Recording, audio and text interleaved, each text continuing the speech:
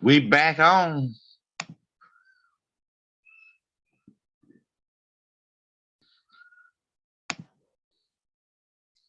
I see Billy Carson doing one on time travel. I'm about to go check that out, man. Shout out to brother Billy Carson, my big brother. Cracking heads and twisting caps. I'm definitely going to check that out. After the show.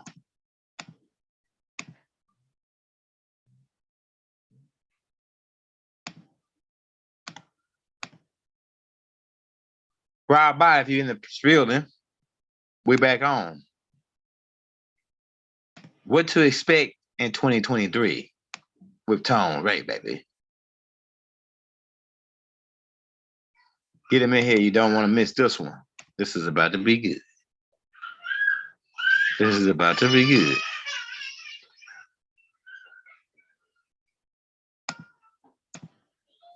I'm about to get to 15 up in here. Let me make sure we got everything hot. Hey, Rob, if you're coming back in for that night class, you know how we do it. We crack heads and twist caps non-stop. Non-stop action, baby.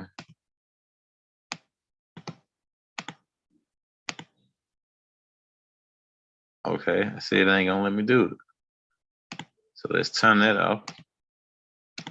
Load it back up. Hold on, y'all. We're getting set up. Hey, so we just did that help class. Now we're gonna talk about what to expect in 2023. In 2023, it's about to get good. It's about to get good, baby. You're seeing the removal of the parasites. We're hoping to get them out of here before election time. It's the galactical judgment year. My brother D. Bill got an up and coming track coming out on it tomorrow. You want to tune in for that on my brother B. Dale page. He's gonna be talking about the galactical judgment. That's gonna be hot, right? We got more galactical tapes coming out. We're gonna take Ash Star Command to court for galactical time travel and crimes. So it seems like everybody on it now. So shout out my brother Billy. I'm gonna go check that out, man. That's gotta be hot. You know, Billy's precise with his data. He makes sure he's precise on what he's telling you. So let me twist to that laptop and we're gonna get the 15L in the building, y'all. You know how we do it. We cracking heads.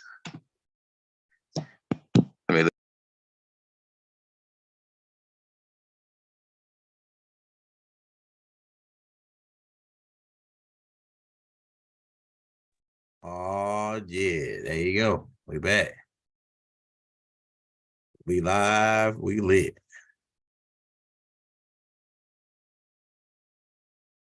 We got the 15 back in the building, y'all. You don't give the game. You want to know what's going on for 2023? Well, 15 about to crack heads and twist caps for 2023. Hey, so we're gonna go off on this class. We'll kind of go off your kind of questions that you might have concerning 2023, right? People I think 15 might know about this, but you called it 15 when you said that the crypto was a scam and that it's gonna be a lot of people get their feelings hurt, and it's gonna be sad. And people committed suicide, man. Some people, well, it wasn't Nubians, but it was Caucasians committed suicide when they found out crypto was a scam, when they took their whole life savings and invested in crypto. Wow. Yeah, man. People died recently, maybe like a month ago, I think, over the crypto, man. In fact, the guy that did it they blamed one guy for the scam and they arrested him. Supposedly he going to jail and going to court, but you know how that goes, you know what I'm saying, with money, you know what I'm saying? It's more than one guy. It ain't all one guy on it. Come on, man. He was the fall guy. That's what it was. You know what I'm saying? Good. You called it, man, when you said that there's gonna be so A lot of people lost their money now, but like me, I don't see it coming back because it's a system that's got to go, like, got to go out. You know what I'm saying? Mm-hmm. Mm-hmm. That's for sure. It's a system it's rigged. It's got to run Anything its that's course. rigged, gotta go out. Yeah, it's got to go out if it's rigged. That shit rigged. Mm-hmm. It's the patterns, man. I'm telling you, like, patterns. If people pay attention to the patterns, bro, you will know what's coming. Remember, I did a video on my channel where I let people know every 10 years they repeat. So we should go back and check out what they did in 2003 or Okay. 2013. Okay. What happened in 2013, and then it'll give you a perspective of what's coming around for 2023. Now, that's how I would look at it. That's how I would look at it. Now, if we learn what happened in 2013, what was recorded to have happened, then we can expect something either softer or more intense to occur. So 2013, let's see. Let's type in what happened in 2013. We'll start with 03. What major event happened in 2023? 2003. Let's check that out. Let's get that. Cause hey, we can follow patterns here. We can follow some patterns. I like patterns. I'm a mathematical guy. I love That's right. patterns and tracing shit like this. This is my shit right here. YouTube, we're gonna keep it clean. We're gonna keep it clean, YouTube. Yeah, that's Every what I'm time. doing my best to do, try to make sure I For ain't you guys to make it going easy on you off. guys. Down over the Yeah, Yeah, yeah. You want to stay light until you get that monetized. Then you can, because a lot of people they flunked out on it too. See, I was with the galactical stuff first, then so let's see, major events, and why the hell is it interrupted and stable? Okay, major.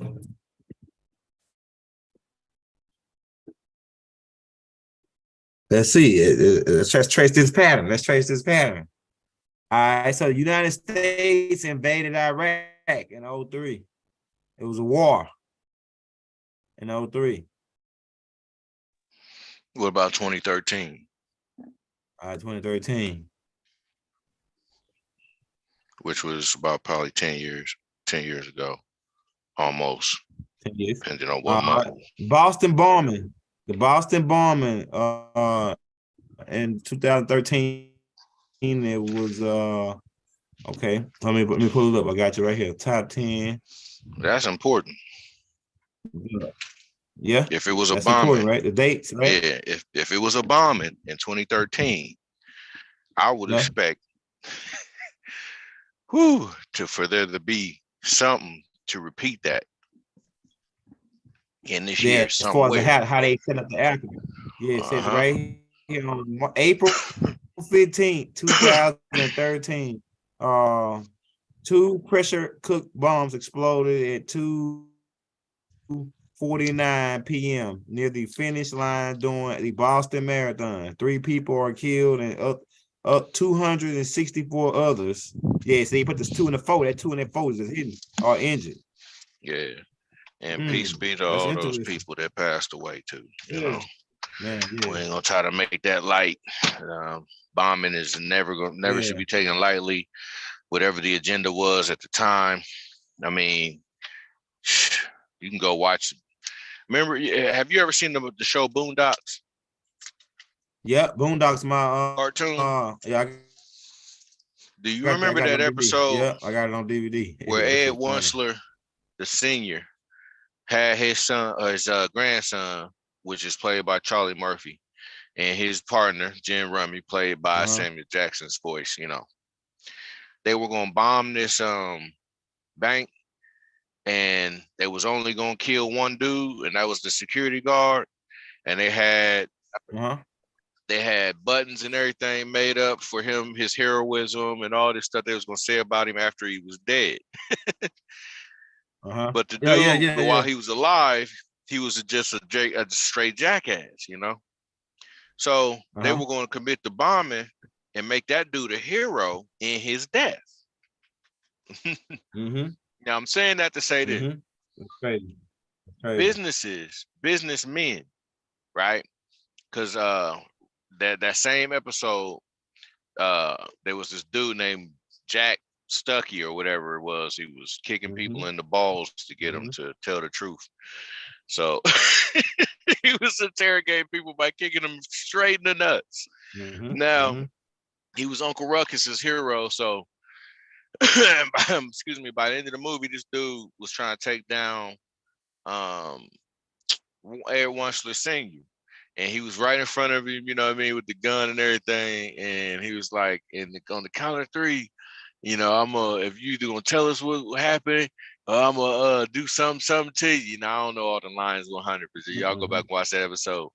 And Air Wansley said, that's more than enough time. And then, oh boy, as soon as he got to two, his phone rang. And when his phone rang, Barack Obama, the president, was on his line telling him that his services was no longer needed on that Like situation, Nino and everything Brown. was fine. Exactly. So it was saying that the explosion, whether people die or not, benefits somebody. Fear. Yeah, Like generates fear for them. and it also generates profit, productivity, money. They make sales off of this stuff. All they got to do after a big explosion happens, a tragic event becomes a memorable event. After it becomes a memorable event, they will make merchandise to sell to people to remember it. Damn. See how this happens? It's money, money, money, money. And those that are dumb enough to fall for the schemes and scams of the system, man. So I expect them to do what they always done because it's always worked for them. Now we can act like it don't, but man, they wouldn't be doing it. It says also they use tornado weapons. Tornadoes hit Oklahoma, tore Oklahoma up in 2013. Also the IRS overreacts. The IRS overreacts when a report surfaced in May that the IRS was targeting nonprofit with words like Tea Party in their name for the increasing sanctions, and it looks monumental, like the President Obama was facing a major political scandal within. Okay, so that's a smoke screen right there. Okay, it says gun control, loosen screen. Yeah, so gun control. They're gonna Detroit. So yeah, go ahead. I'm sorry. I gotta say something on that. If you gun control, I want people to understand this about gun control. Overstand it. Excuse me. They've been trying to regulate gun control for a long time, and really only the way that they can see fit to do it is to put enough panic into people. And there's incidents that have occurred to induce panic. It's called a psychological operation. Y'all know it's called a psyops. That's what we call it as code. But it's a psyops going on with the guns. So whatever happened 9-10 years ago, they're liable to read, because they never give them on the plans now. They just change the name of the plan and keep the original plan going under a different name. That's all they do. This is what's getting ready to happen. If there was a gun control thing that happened then there could be. This is an epiphany. There could be another gun incident that happens. A mass shooting. Exactly. So you have to be aware of that this year. Why? Because it has to induce panic, fear, to make people feel that their guns don't protect them. Then they'll give them up. And they got to keep driving that home. So I'm looking forward to that. A gun incident happening this year, a bomb incident happening at some point this year, sooner or later. Now, it doesn't have to be where you live. Just pay attention to the news in the United States.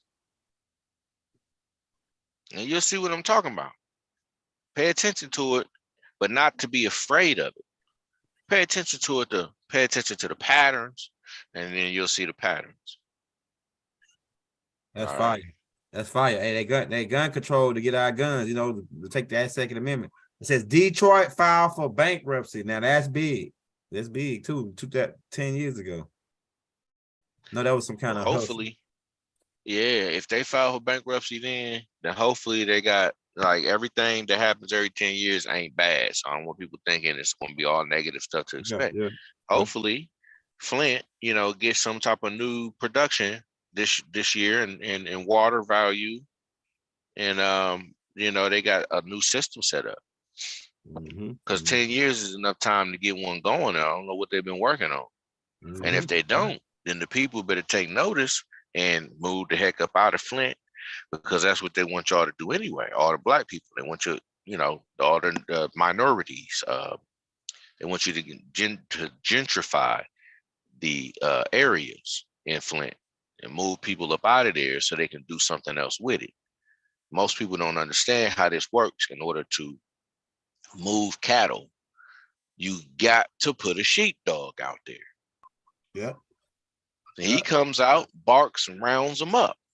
That's what the police do to us. That's what, you know, property management and things like that, they do. They raise the rent on us. They, you know, they start making it uncomfortable for us to stay there.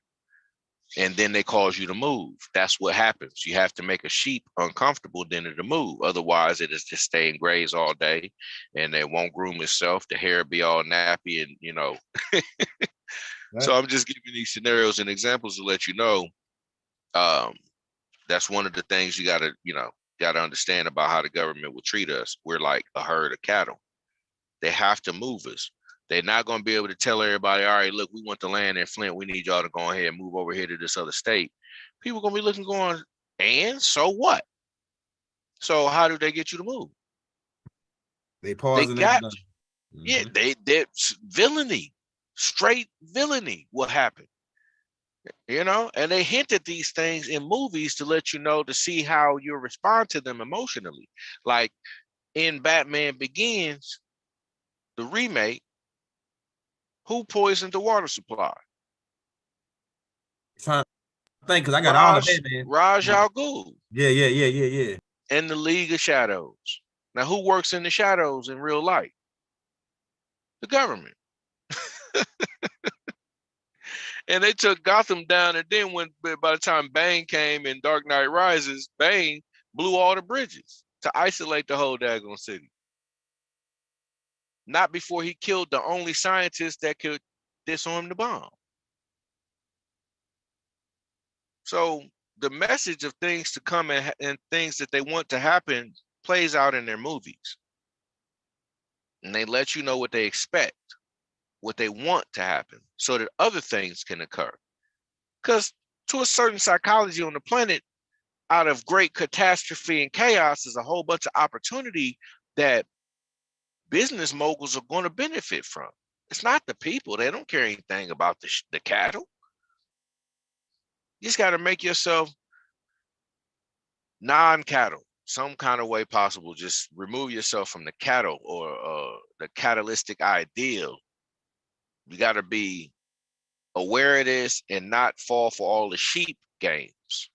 It's a lot of games they play with us as sheep. If you don't see this stuff and notice these patterns, you fall right in line. That's why I listen to Dr. Jennifer Daniels, because it's not all conspiracy theory with an old MD doctor that knows how the inside of the system is working to take people, not to necessarily take us down, but it's part of feeding their system.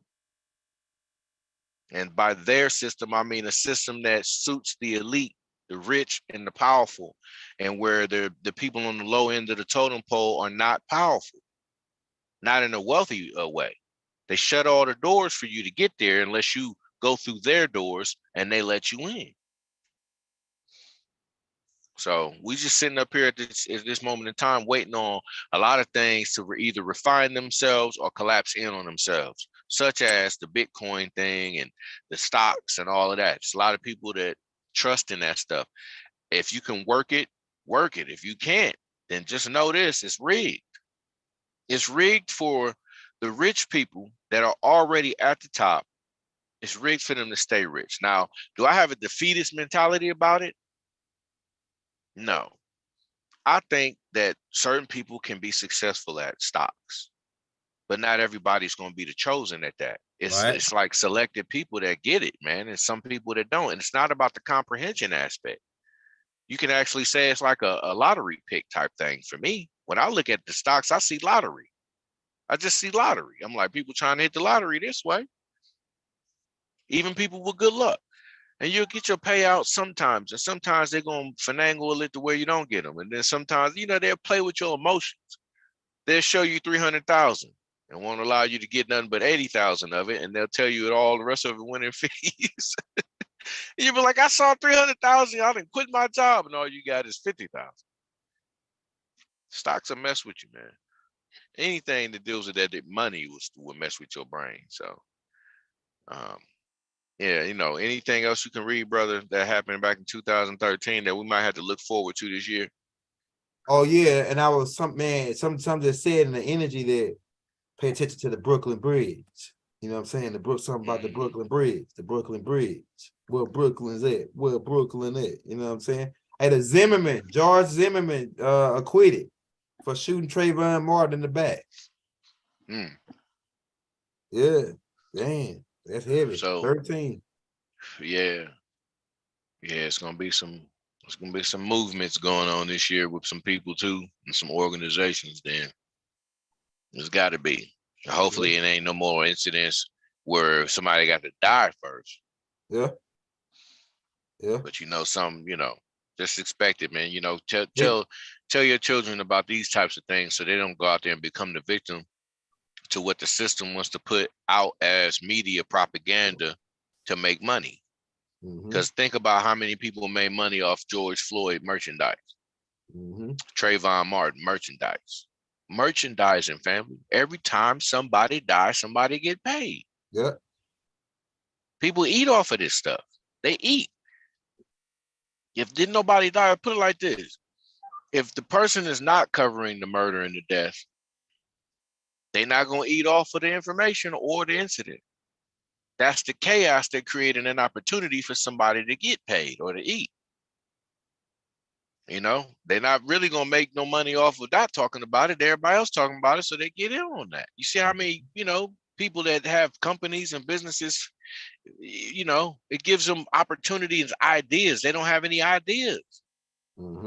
People die, they always constantly celebrated because they can't come out of their death going, give all the money you earned off of it to my family. They ain't gonna say that. So everybody eats. Even when Nipsey Hussle passed, when he got murdered, everybody that talked about it on there, even in the news, even in the magazines, they all got paid. Media. So we gotta just be aware of the showbiz aspect of media and how there's an underlining or undertone to it where it's facts in it, and then there's a bunch of stuff layered over top of it so you can't see the facts. So, it leaves doors open for conspiracy theorists and people that think outside the box to try to pinpoint where they're being deceived at. And ain't nothing wrong with you having an inquisitive mind to make sure nobody's tricking you. Or ask questions. Go ahead, big bro. That's right, man. I think there's gonna be like another school shooting or something like that to keep this particular aspect of the game going. There's gonna be some gun, like in connection with gun control, or connection with some young black dude that they use for the wag the dog to promote the like I say, this could be going out because that dude George Soros, he did. So all of. And something I thought about too, 15. This is crazy, man. But the e-theorists told me this. They said all those old time haters, like the Queen and all those people that hated us. They said they dying off, and the children are dumber. They dumb. They don't know all the stuff that they fathers and they people know because they grew up with money. They grew up. I don't gotta know. I don't gotta learn. I don't gotta advance. I got everything handed to me. So they felt that's why their system is falling, because the under generation that's supposed to take over for them, they all dumb. Like George W. Bush Sr., he was smart. But then his son, George W. Bush, they played him like, I think he was pretty intelligent too, but they played him off as a dummy. But the thing is that the rich kids, they don't try to go hard in the paint to be educated enough because they already got money. Well, I got to work for somebody. I don't got to go to college. And some of them just go to college and get grades because their father will alumni and donate money to the school. So they dumb as box of rocks still. So, so like, their system is falling because they under the next generation is supposed to take over as dumb as a box of rocks. Supposed to take over their Illuminati shit as dumb as a box of rocks. You know what I'm saying? Mm-hmm. Then the Pope died, right? Mm-hmm. Yeah. Mm-hmm. So it's all ties into what you saying about to expect. You know what I'm saying? Mm-hmm. They know, or they know by now. You spoil a child, you're gonna ruin them. Yep. And I always use that analogy. And people that know me or have heard me for years heard me say it. What hangs around rotten fruit? All right, go ahead. Scavengers, flies, Right. maggots, worms. So this is the product of spoiling their children. You cannot spoil a child into success. They're going to be dumber because you're misleading them on the values of life. You're not teaching them both aspects. So they're not learning the negative. If they're not learning the negative, they're going to be negative while thinking it's positive. That's just what it produces. That's why we're seeing the results of this. It's a spoiled operation. The system is spoiled now. If it's spoiled, it's rotten. If it's rotten, it's decaying. If it's decaying, it's dying. Now, in order to bounce it back or revive it, the children are going to have to not be spoiled. They're going to have to be a future of disciplined children, not disciplinarians, but disciplined children. And you don't want them thinking that being a disciplined child means that ass whoopings come with all of that. No, you just got to learn, people have to learn how to operate again. And we lost it because we're spoiled. What makes us spoiled is the fact that they made us consumers. I say this a lot. The consumer is the beast. I'll say it again. The consumer is the beast. You cannot satisfy a consumer. As much as they create, that's as much as a consumer will take. They will always look for the newest and latest thing, and they're never freaking satisfied. That right there is the character of a beast, a monster. You see, a bottomless pit is a human body that will eat and shit, eat and poop. I'm sorry, eat and poop, eat and poop, eat and poop. You're a straw. So they say you're a straw man. That's your straw man. This and that and this, and people don't really understand fully every degree of it. Your body is constantly eating things and passing things. So where's the bottom? Ain't no bottom to you.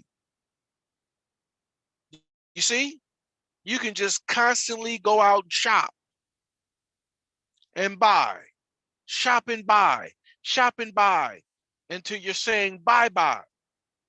And they in a casket. And you done shopped one last time for their suit. So I'm just saying, people got to wake up.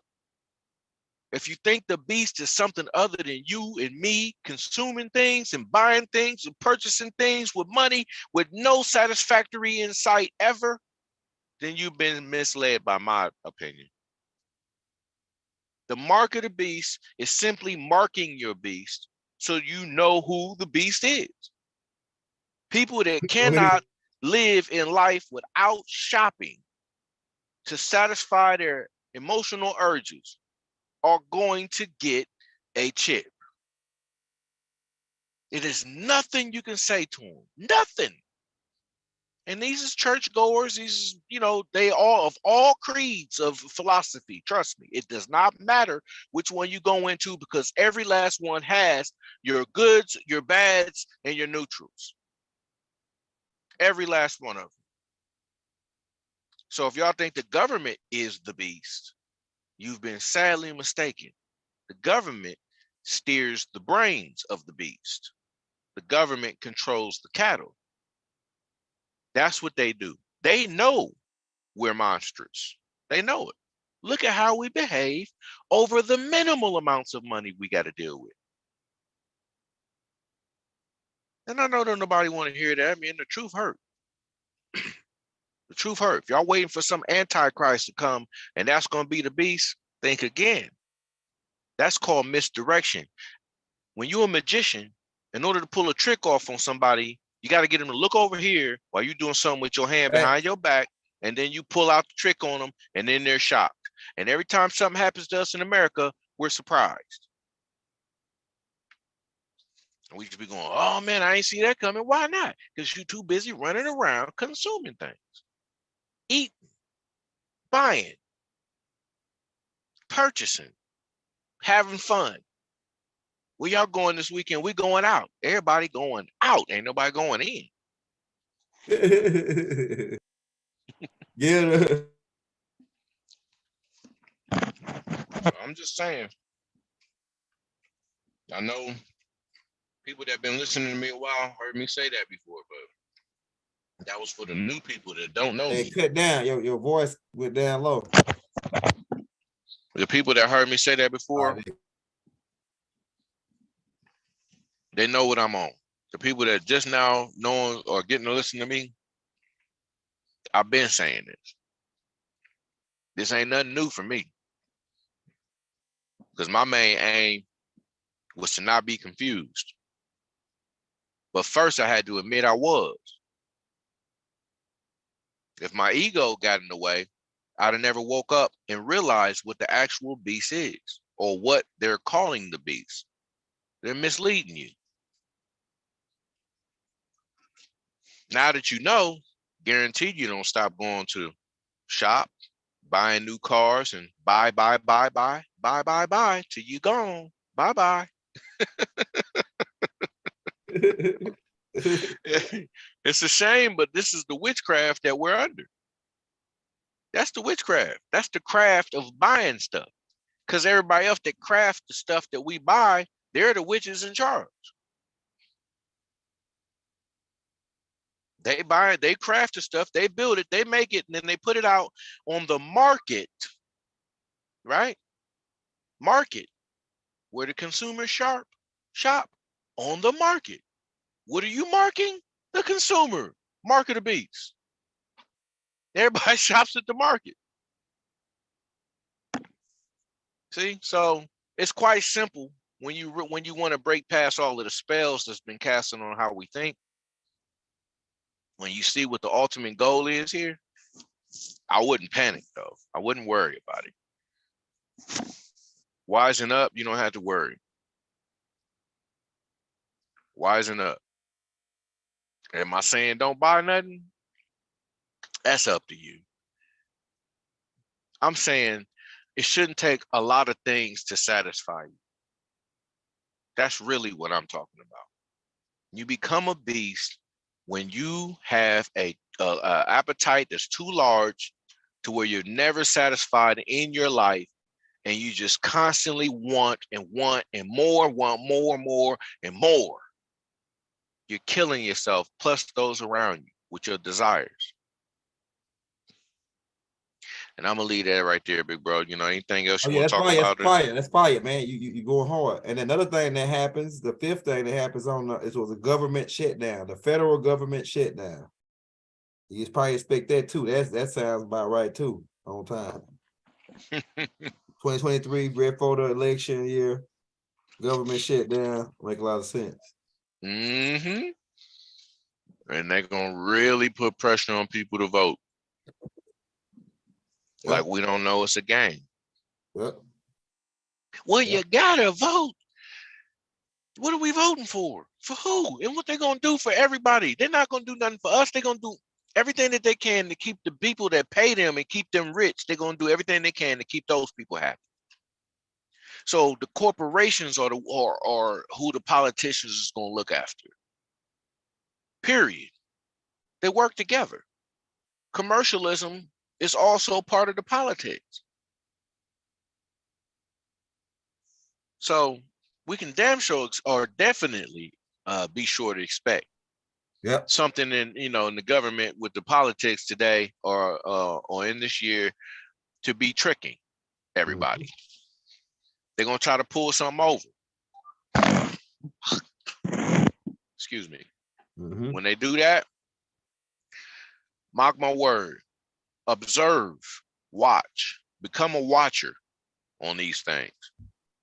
Don't get involved, just watch. All you do is take care of your end. Do everything on your end to take care of your home, you and your family, the ones that will listen. Because everybody that's in your blood type is not going to listen to reason. They think they got it figured out, and you got to let them run their course. You can't save them. Stop. I stopped. I couldn't do it no more. I was killing myself trying to think I could save everybody. I can save them. I can tell everybody, like, tell them stuff ain't going to save nothing. I had to learn to sit my ass down some damn way until I took care of me in the right way. Get myself healthy. Whatever I'm dealing with, I need to deal with it. Can't be giving somebody else some daggone therapy when you need it a little bit yourself. Can you imagine how many therapists out here need therapy? How many psychiatrists use a psychiatrist too? And we sitting up here just letting them ask us questions. And all we do is literally, like idiots, pay them to listen to us and ask us questions. And all they're doing is digging in and then writing down the results. And then they go to their study board or whatever they use to compare it to and find out what's wrong with you based on symptoms. And we allow it.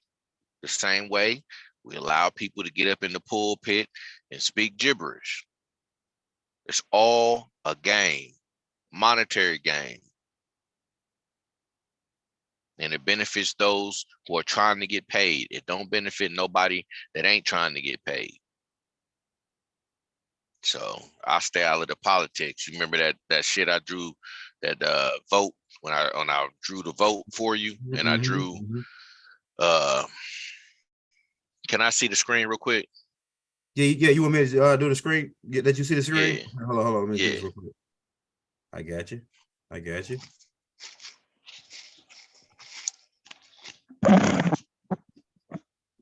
All right, I see how you do it now. Bet. The next thing that happened was crazy. That shit was. So I'm trying to figure out, is gay marriage still legal if the Supreme Court denied it? Can y'all see that, the white screen? Yeah, we can see the white screen. All right. This is what I want to show y'all.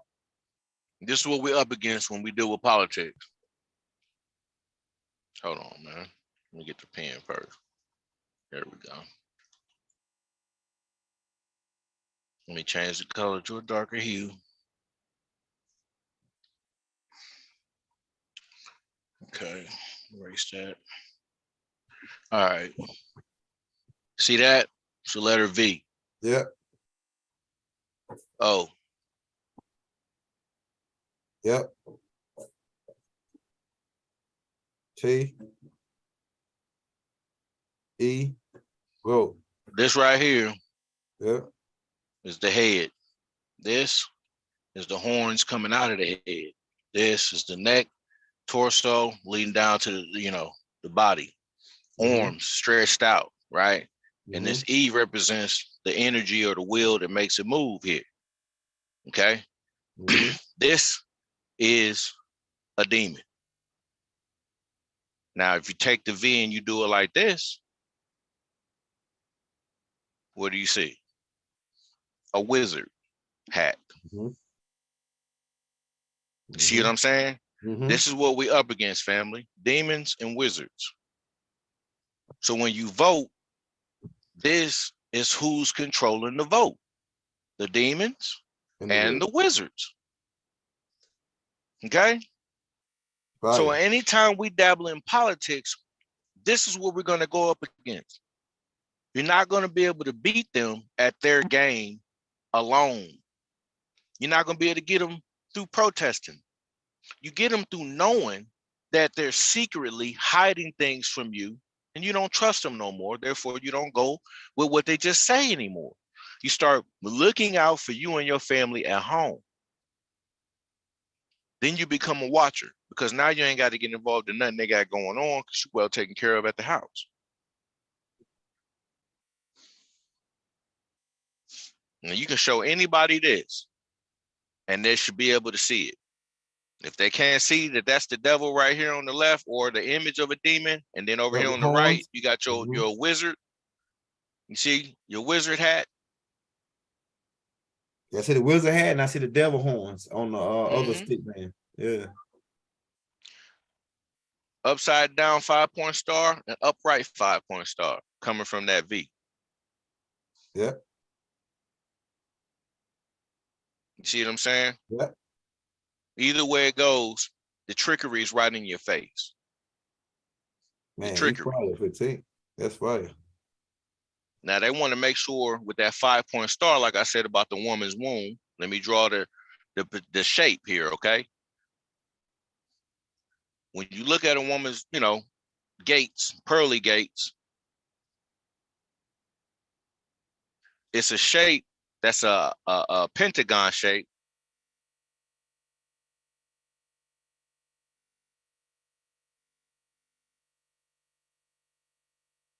Yeah. With right. with the legs about round right here. Yeah. But right here is where the split would be for the gates. But it's a pentagon shape. Now that pentagon could be wider depending on what woman you're dealing with. Yeah. See, but the 5-point star shape is there. You see what I'm saying? Yeah. I'm sorry, I did that wrong right there. Let me erase this. Okay.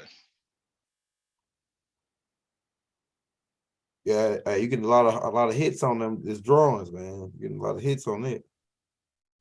We went up 300 people now. Hey, everybody hit that like button, hit that subscribe button. Well, I'm just trying to let them know when I say that the vagina is the gates. I'm telling you they have to lock down the gates, because if they can control this gate, this 5-point star gate of the woman's womb, then they can make sure they can not just keep track of the potential of people that come in to this realm, but they can monitor you and put tags on you. That's right. And put tabs on you. So this right here in the middle is where it would be at. Okay. Now you see, there's things that in that pentagon type of shape, they have the military pentagon, correct? Mm-hmm. Why is everything dealing with 5-point stars with America? Yeah. How come when we look over there at Japan, theirs is the rising sun? You see? Right. And they want us to look at them as evil when they're talking about the sun. When America only has what on their flag? 5-point stars. Suns. So they represent the nighttime. See, their flag is one that represents night activity. Ain't no sunrise on there. That's right. Everything is about what happens at night, in the shadows. You crack a head. Go ahead. So I mean, I'm pointing it out to them. So in case they didn't hear me the first time about the 5-point star gate, it's a very it's a thing nowadays that has to be paid attention to, simply because they spend all their time locking down the intelligence of the woman, the movements of the woman, how she moves, what she does, how she thinks, because they know that the physical material realm is conducted through her activity, what she desires, what she wants, and what we want as children that we can get through her, because she's going to help manipulate the father's energies. The fathers help protect everything young and old and in between with an adult type of system. So there's a patriarchal and a matriarchal order here, and there's stages to it. The matriarchal order rules with children in the house. It's for children. So if anybody that's on a child level that's an adult, they need their mama. Yeah. Go ahead. Anybody that's not and is looking to get out there and get experience, learn trades and things like that, they don't usually go to their mom to learn a trade. They find a man. So it's a different order because men, we're taught to respect authority.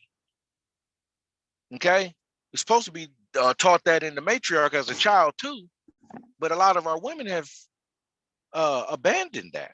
They're not teaching the children to respect authority. They saying stuff to us now like, don't talk to my child that way.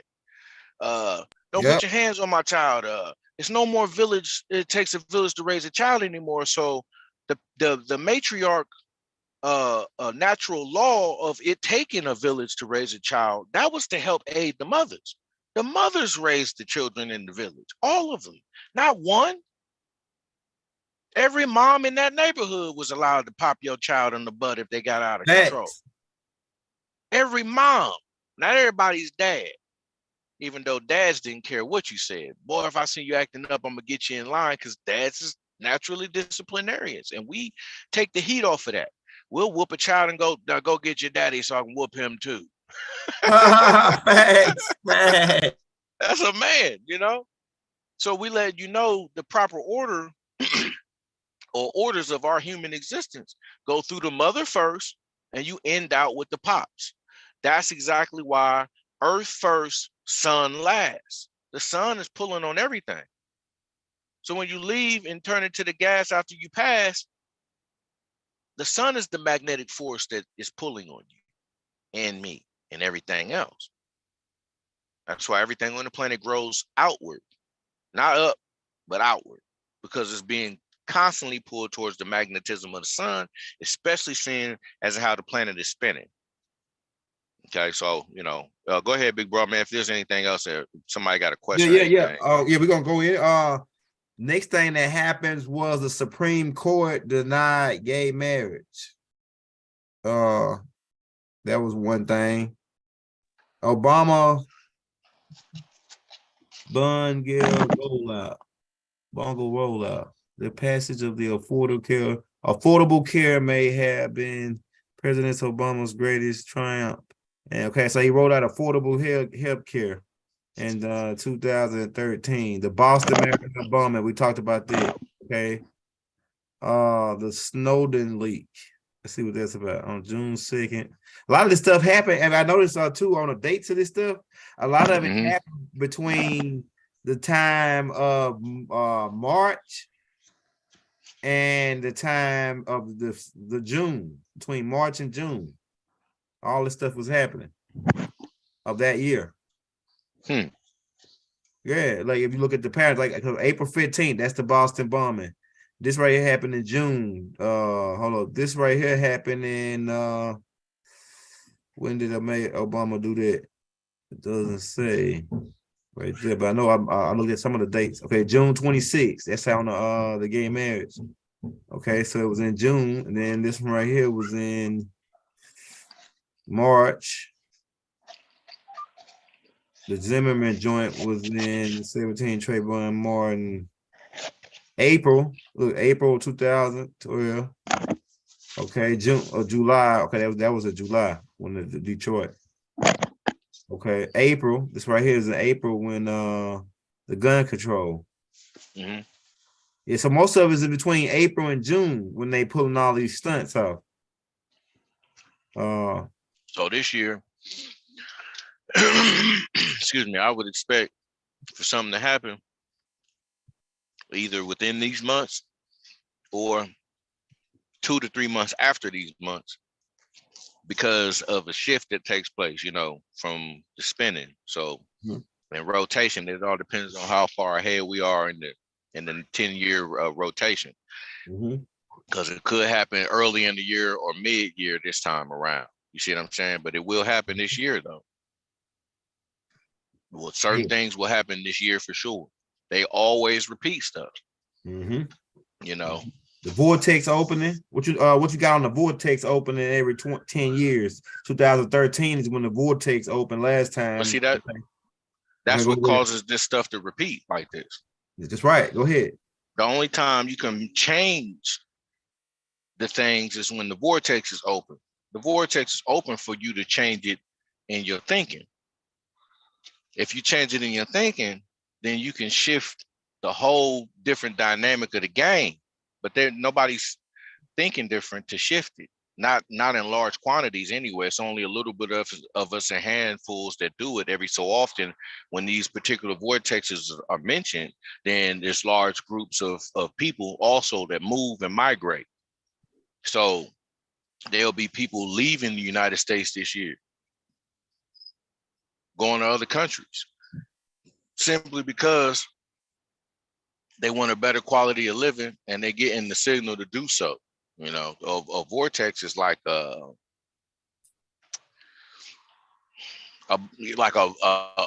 black hole, if you will, a gateway, a portal. You know what I mean? It's like a portal, but a portal is really nothing more than a hole that leads you somewhere from another place. In this particular sense, you got to deal in what we are in essence is particles. See, and the quantum is running everything. So if a vortex is open, it's going to affect the quantum field first. Then it'll affect us, probably on a cellular level. But that's going to trigger us to want to move, get away from certain things. It's what allows for great migrations in animal kingdom too. For people to just get that alert and start moving and migrating and shifting. The wind is telling us to move, not stay here. Those that choose to stay, well, what happens? The wind blows them away, or you will get moved. There's nothing you can do about that. And there, you know, so the weather changes this year. It's going to be warmer. Yeah, but see, the cold is coming. Where I live, anybody that lives in a place where, you know, they got more of a tropical climate don't have to worry about too much cold. It's going to be colder to them than it's probably ever been, but yeah, it's not it's to be expected. This wait is coming, and be prepared for it, because this warm front we got came from a cold front. Remember, the positive is the warm, the negative is the cold. So there's another death front coming this year. You know, we also talked about the death toll of the COVID thing going down. So, excuse me, I'm sorry. The quote unquote thing going down. The death tolls is going down.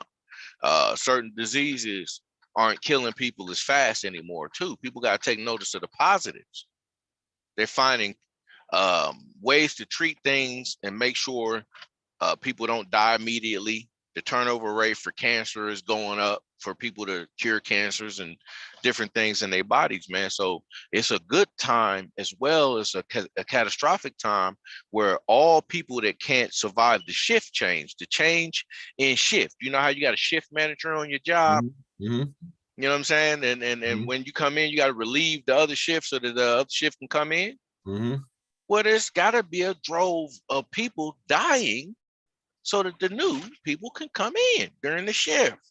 But what you don't want this year is for all your decisions to be made based upon the system you live in. So what I mean by that is he said a shift was coming and the babies need to be born, but I ain't ready to have no babies. So I'm gonna go on down there to the sperm bank and get paid to release some of this on down there so that somebody can have some on tap. No, nigga, don't. Stay away from situations like that. If you're gonna have some babies, do it the natural way. But it's most definitely time for that. And all of our elders that are passing on, we got to learn how to say, see you later to our elders. Now, we can't be looking at death and passing as something that shouldn't be, because that's, like I said again, selfish. If we need to keep cycling bodies in and out, then the people that are leaving serve their purpose by breathing here. That's what I try to tell y'all. Last time you breathing and having children is your natural purpose. Everything else you take on as a goal from being in your body, and you say, you know what, I'm gonna plant me some crops too, and I'm gonna take care of me some animals too. Then you're increasing the quality of life down here as well while you're down here serving your purpose. It's too many people thinking that they're living and not serving no purpose, and they're here for a greater cause and a greater purpose. What greater purpose could there be other than breathing? Right. Think about it. You're helping other people breathe on the planet by breathing, keeping the climate warm. A bunch of colored people in one area is going to change the climate conditions. So in order for them to combat me and you breathing carbon dioxide into the air, they got to put chemtrails in the air. They got to. Otherwise, all that carbon doesn't go into the trees and the plant life. It goes up into the clouds too, and starts evaporating the clouds from down here, while the sun is also evaporating the moisture and clouds from out there, and it's a double whammy. Then next thing you know, you got a global warming. That's just key words they call it. They call it stuff like that, warming. As if warming is negative. Warming's positive. Warm is positive. Warm is positive. Soon as facts, logical old sense. boy, yeah, you know what I mean? Soon as old boy said global warming, he shook up Caucasians. Yeah. What does that mean for their blood? If it's going to be too much radiation. So they have to plan to stop it. How do they stop it? Terraforming the areas they live in. How do they do that? Well, they gotta mess with the mother in every form of the mother. The clouds is called the mother plane. Okay? So that's a mother. It's a gateway. It gives birth to water down here that comes from outer space into beyond the exosphere, into the exosphere. It will absorb it in the ozone layer. It gets accumulated. And then next thing you know, after it goes through a cooling process, it gets rained down here. So all of the tiny quantized or quantum energy coming in is people. It's us. There's beings coming in from up there that get captured or absorbed. Like a woman will capture your water and contain your water and grow your water seed into a whole baby. She swells up first, and then she releases the baby down onto the planet. The clouds, they swell up first, and then they release the water down to the planet. Well, that's a birth. So the clouds are called a mother plane. A plane is also a plane of existence, a plateau, a place of living, a level of living, a level of existence. This is stuff I've been explaining for a couple of years now. Yeah, it's fine. So people just have to understand how the process works and respect the process of procreation. Respect the process of eternal life. Respect it. Quit thinking somebody got to give it to you. Ain't nobody got to give you eternal life. You was given it already. I can't stress that enough. You were given it already. If you came into this plane of existence and you were beaten, whipped, raped, molested, mistreated your entire time, and you grew up to be a tyrant where you went on a killing spree and killed 100 people, well, you were being pushed to do that. Who says the wind can't be violent? You were being pushed. And it's sad to say your whole life had to be that for the wind, so that you can be a destructive force for the wind. The wind also creates hurricanes and tornadoes and tsunamis. It ain't all good. Then there's a comforting breeze that comes through. No, me and Young Elder we laughing about this, but brothers are called breathers or brethren. As in brethren, that's breath. So we're really acknowledging that we are breathers. In the all, we're all connected through breathing, and every man on the planet is a brother if he's breathing. That's facts. That's why I call everybody brother, even white folks. They be looking at me. You know what I like? I'm gonna tell you, man. Some guys out here like my bad for cutting in. No, you good, brother. But this is like Hulk Hogan. I like Hulk Hogan. It's a couple more of them, like them big guys that be wrestlers and shit. They be cool, you know what I'm saying? When you meet them, they be like, "What's going on, brother?" You know what I'm saying? The bikers, some of them bikers that be all coming off. You don't know them, they look all aggressive and everything. But when you get to know them, they cool cats. You know what I'm saying? As long as you don't cross them, they cool cats. They call everybody brother. What's going on, brother? You know what I'm saying? You ever met some cats like that? It's a couple Of of big course. white boys. Yeah, they be wrestlers or football players, you know, army guys. Like when I was in the military, I used to meet a lot of the guys. They ain't racist or nothing. It's just like what's going on, brother? You know, and they just it's like I can't explain it, but I experienced it a lot, especially when I was in the military. I met a whole bunch of cats like that. My battle buddy. We have battle buddies in the military, like the guy that you always be with. If he get in trouble, you get in trouble too. My battle buddy was a dude, one of those same dudes, but he's from Boston. He had a Boston accent. Like I was like, man, this right here dude, I called him Boston George. That's what I called him, Boston George. But you run into those guys, you know, those people like that, brother, everybody's brother. You know what I'm saying? They cool cats, man, you know. That's right. See, the men give the breath and the women give the matter, which is why they're called mother matter. See, father, feather. What blows around the feathers? Wind. That's right. See, that's what makes us the chief and makes her the chiefess. And she grants us a material world. So what we do for her after she grants us the material clothes is we grant her other things here. We build things for her. We hunt, we grow. And feed and protect, provide. Because we're given, you know, the breath and they're given the materials, and we work together to make sure the positive and negative forces are in harmony. That's called procreation, which is professional creation. We're professional creators. How could anybody ever think that they're anything less than God itself? Now, we're not talking about himself and herself, because when you get into gender, you start to confuse the whole situation of energy. Right. Go ahead. You need both. You need both. The sun also needs to set in the cool primordial mist called dark matter or water or fluid that flows like water. It needs to sit in that in order to provide enough warmth to it so that the life can be moved around in the galaxies from planet to planet in circulation, constantly moving in a spiral fashion to make sure that all planets get an equal amount of energy. And the planets that don't, they'll suffer.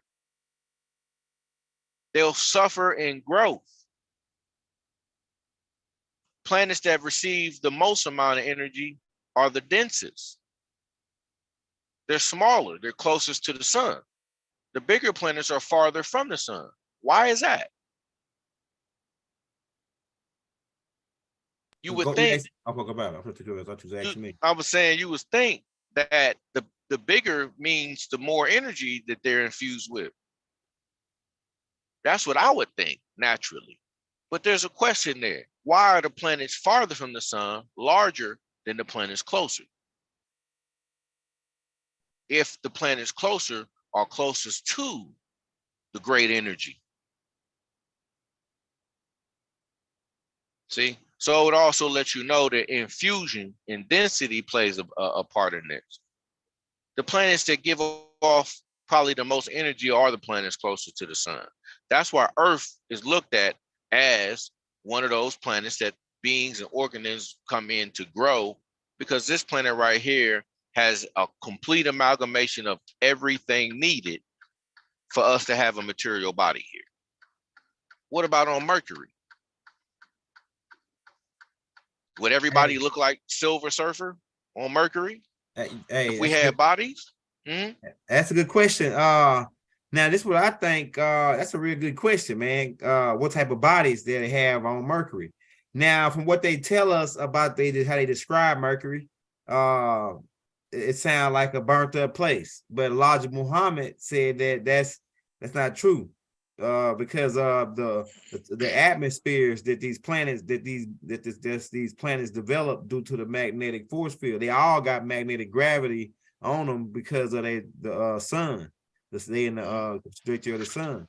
And so Elijah Muhammad said, well, I seen some pictures, you know, I determine whether they real or fake, because people, you know, it's fake pictures, but I saw pictures of satellite images of rock built structures, like the same shit that's on Earth, on Mercury, like the not the new, like the pyramid style, but the older Twyman style, like the laid up center blade blocks on top of shit, like how they stack like a dominoes, like you stacking dominoes. They got a lot of structures on Mercury, and it's got grass on Mercury, certain type of grass that can grow up under extreme heat, and it's got structures that's built, stone structures that you can see from satellite images. So I was like, oh shit, so who built those structures if Mercury ain't never had nobody living on it? You know what I'm saying? So that's interesting. And I know down in my imagination about Mercury, because I ain't did the field trip to Mercury yet, because when I was doing the astro travel, and they said that it was being quarantined, right? And so, but what I'm saying is that Elijah Muhammad said that nine of the planets in our solar system got life on it, and I believe him, because the way everything is, and why are these people? My question is, it ain't a question if nobody live on there or not. My question is why they lie to us to keep us dumb to, hey, we took pictures, we took these, we see people that could be living on here. It could be like a civilization on this place, like millions of years ago or something, you know.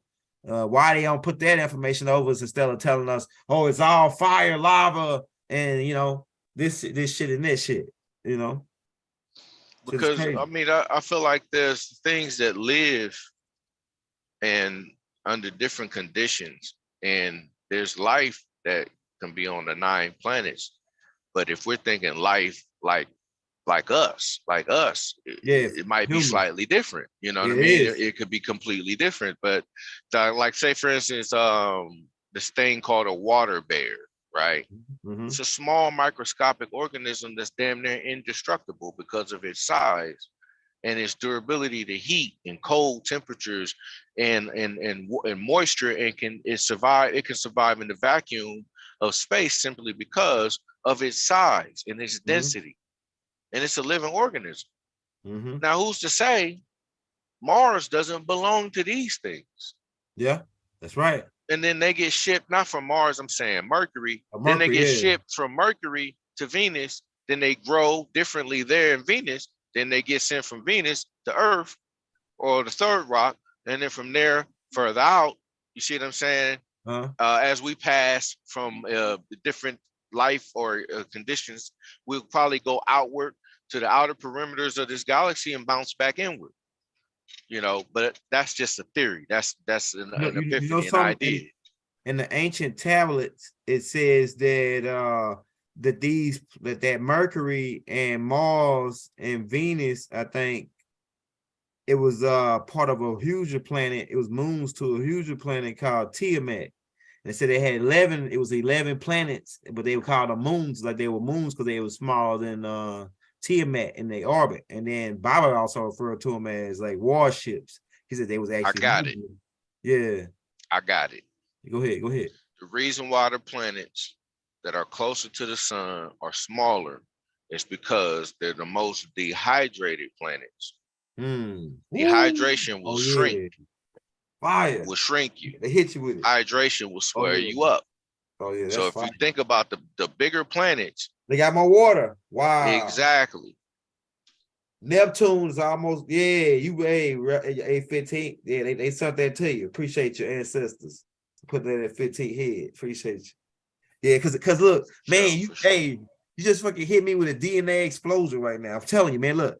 Because look, I know Earth shrank and expand due to the summertime, but this is the thing. Okay, in the summertime, it seemed like it expands. And it's got something to do with, man, in 15, bro, you a cold nigga, man. Hey, look, like, so look, Appreciate okay, you got brother. solid, liquid, and gas, right? All right, Mhm. so when the molecules are jam tight packed together, it's a solid. They get closer in the cold time, right?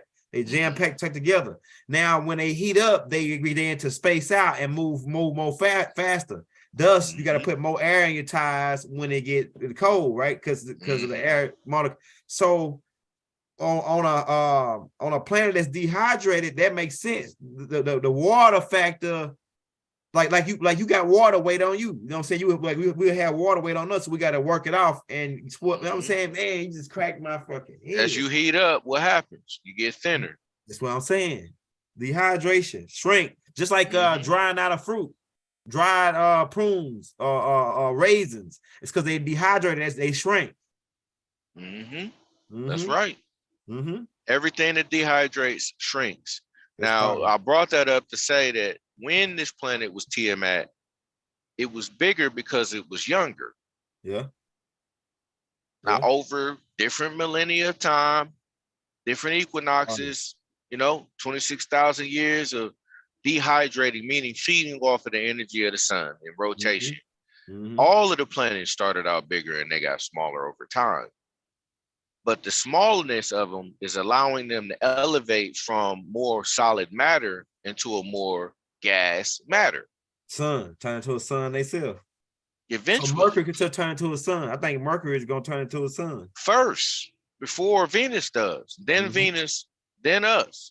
But see, the thing is they're going to be living things. We're still going to be existing, but you're going to exist in a different state.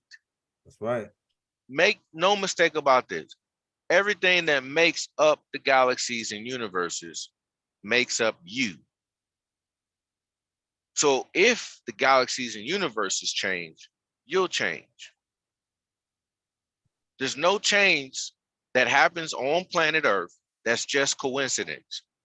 The stuff starts in the microcosm first and ripples all the way from the tiniest thing outward and touches everything else. So there's no way me and you can exist the way we do if the things out there didn't exist the way they do, which is why I tell people, pay attention to the patterns, because whatever you're doing, so are the planets.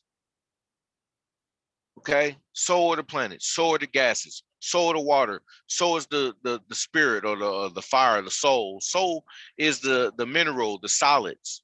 They're all behaving and vibrating in the same way because they're all going through a shift that we are just in the mix of. We're in the mix of it. As a reservoir, a mental reservoir, a universal mind that we all share and pull from is the entire imagination.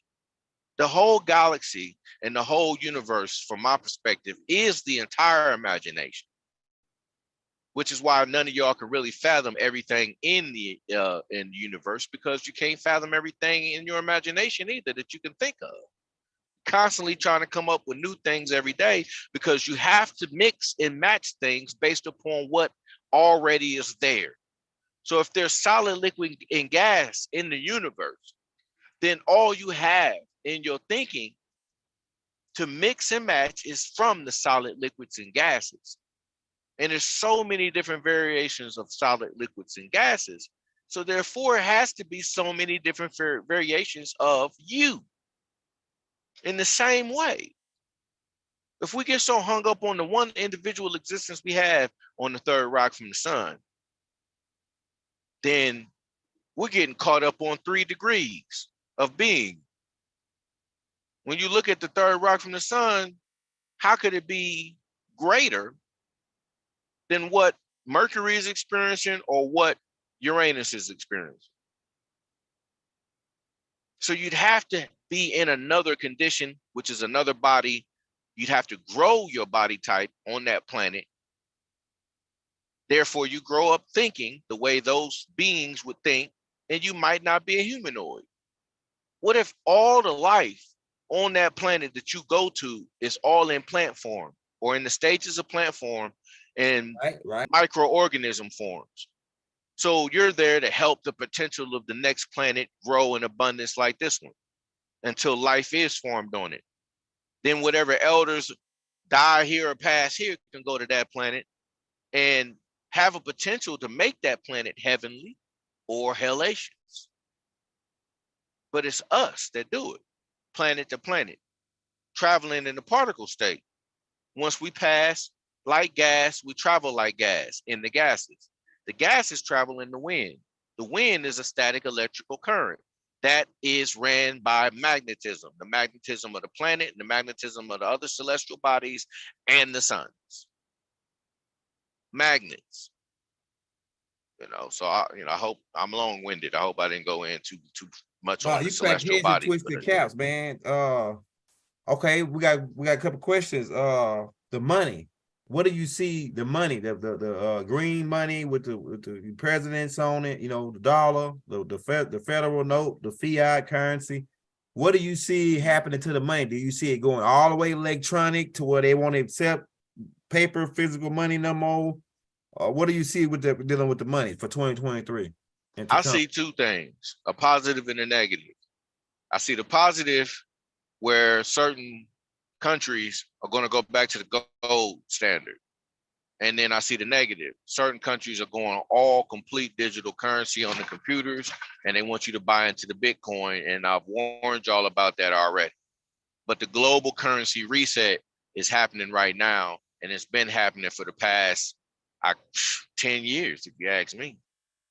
10 years they've been trying to reset currency, but you can't keep poor people from tangible paper money. The niggas that like to make it rain, can't keep them off of that long enough for them to get rid of all of their paper currency and get everybody transitioned over to the digital currency on Bitcoin and the gold standard, the backing whatever countries have a plan for that, because they're going to be able to have way more value to their dollar and whatever their exchange is on the market. So yeah, a reset on currency is happening right now. So what do I expect for them to come out with more Bitcoin programs, more companies to throw ideas to the people to see if they can get the people to buy their product.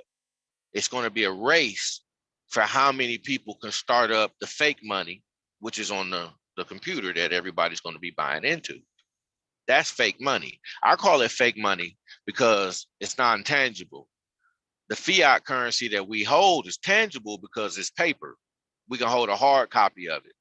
And we also know a dollar amount is a measurement or weight of measurement in some type of metal.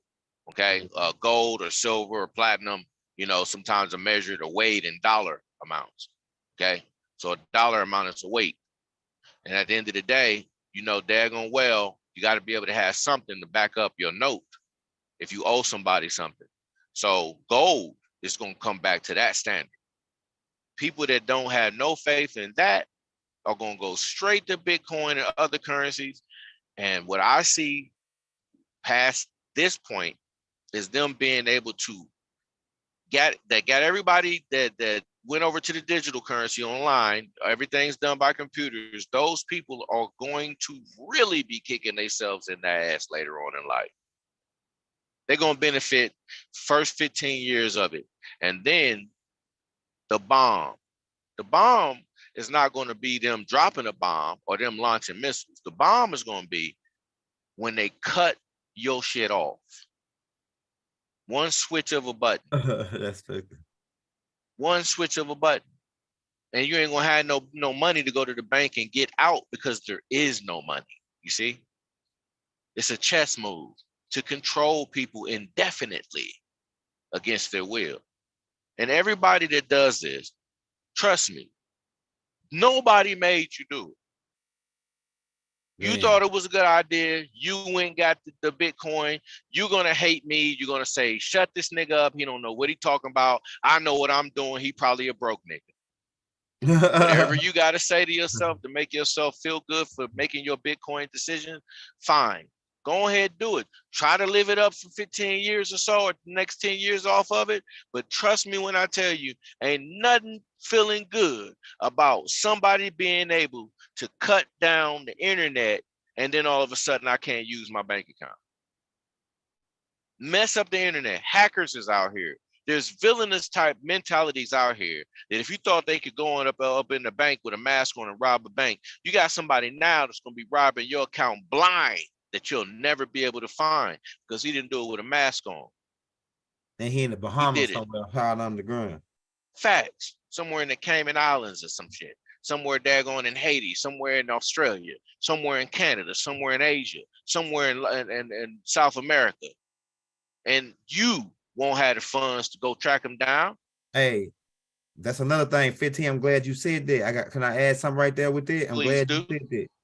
All right, so yeah, this year be careful on that with the cars and shit, man. When you go into places, restaurants where people walk off with your car and you can't see what they're doing with it, because they got this black device that they can slide your card through and it'll copy it, and then they can go home, hook it up to their laptop, and then pull the magnet information out the back and put it to a dummy card.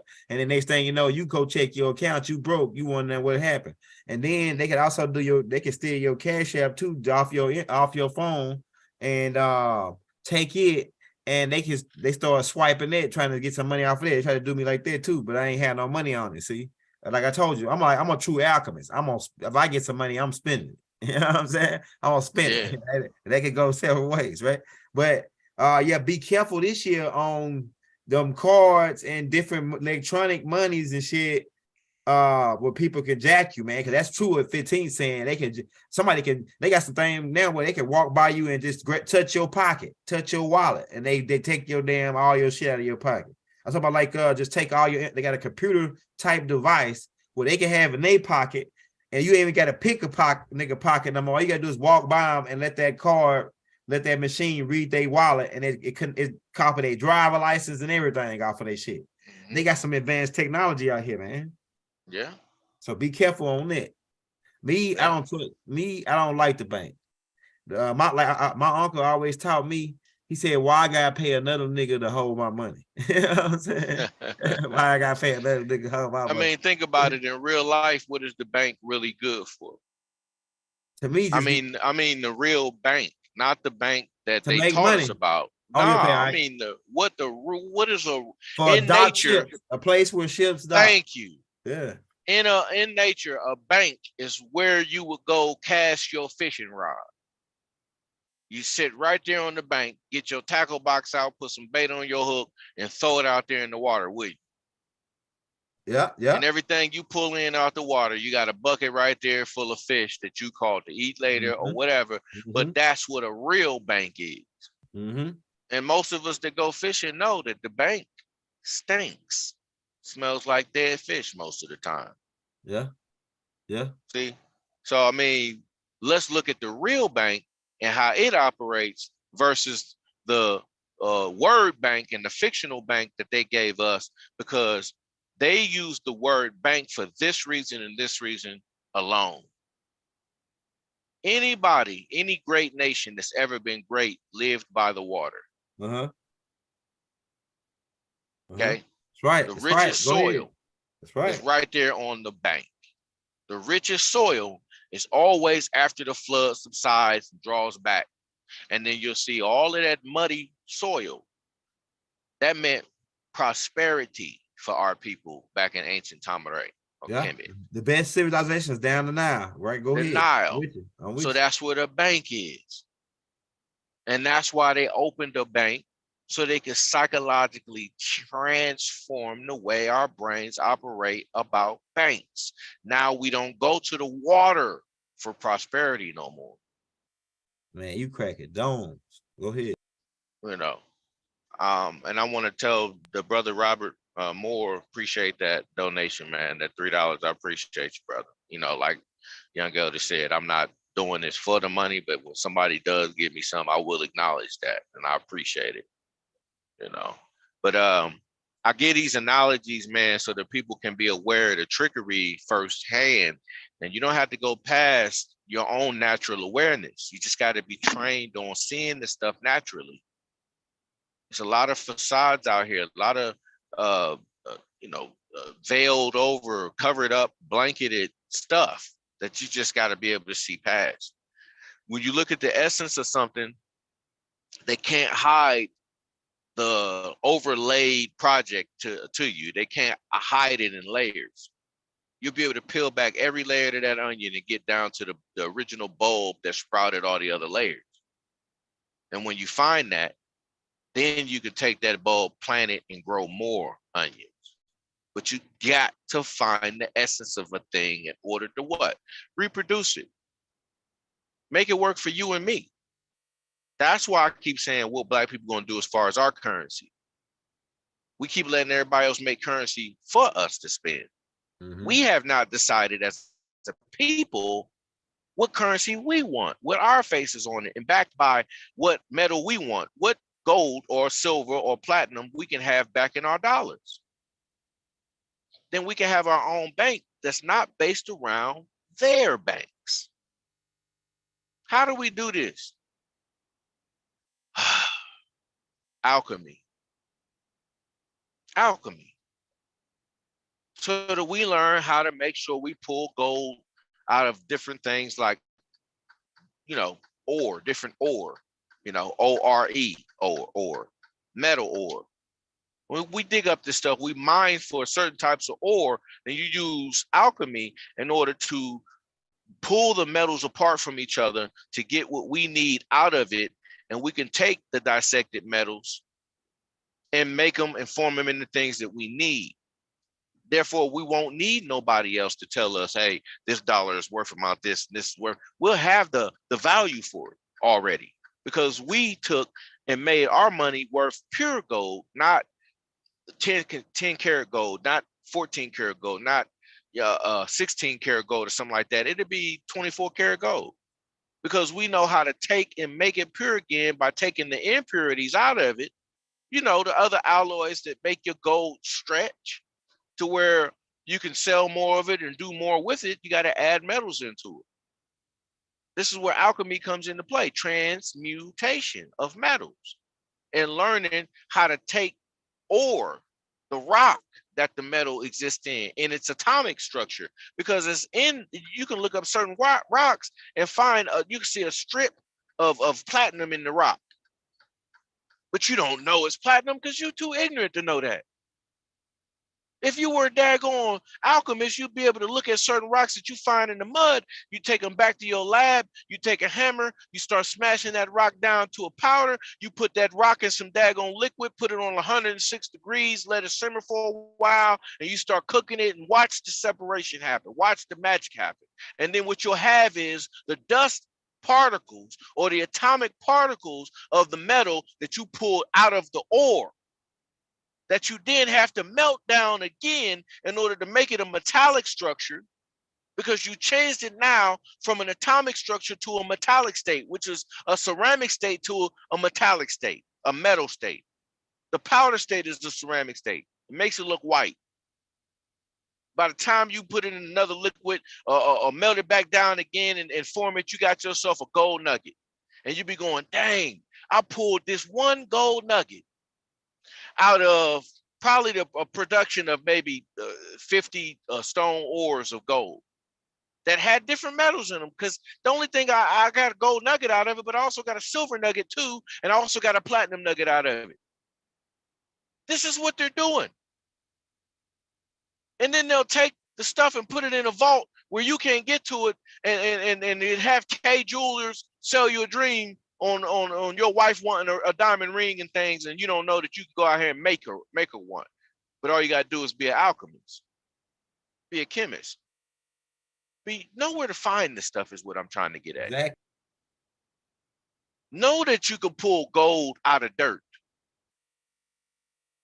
Remember in your Bible where it said the gold was good in that land? In that land? In it. Right. Not on the land, not on top of it, not in somebody's hand, in the land. I mean, it's in the dirt.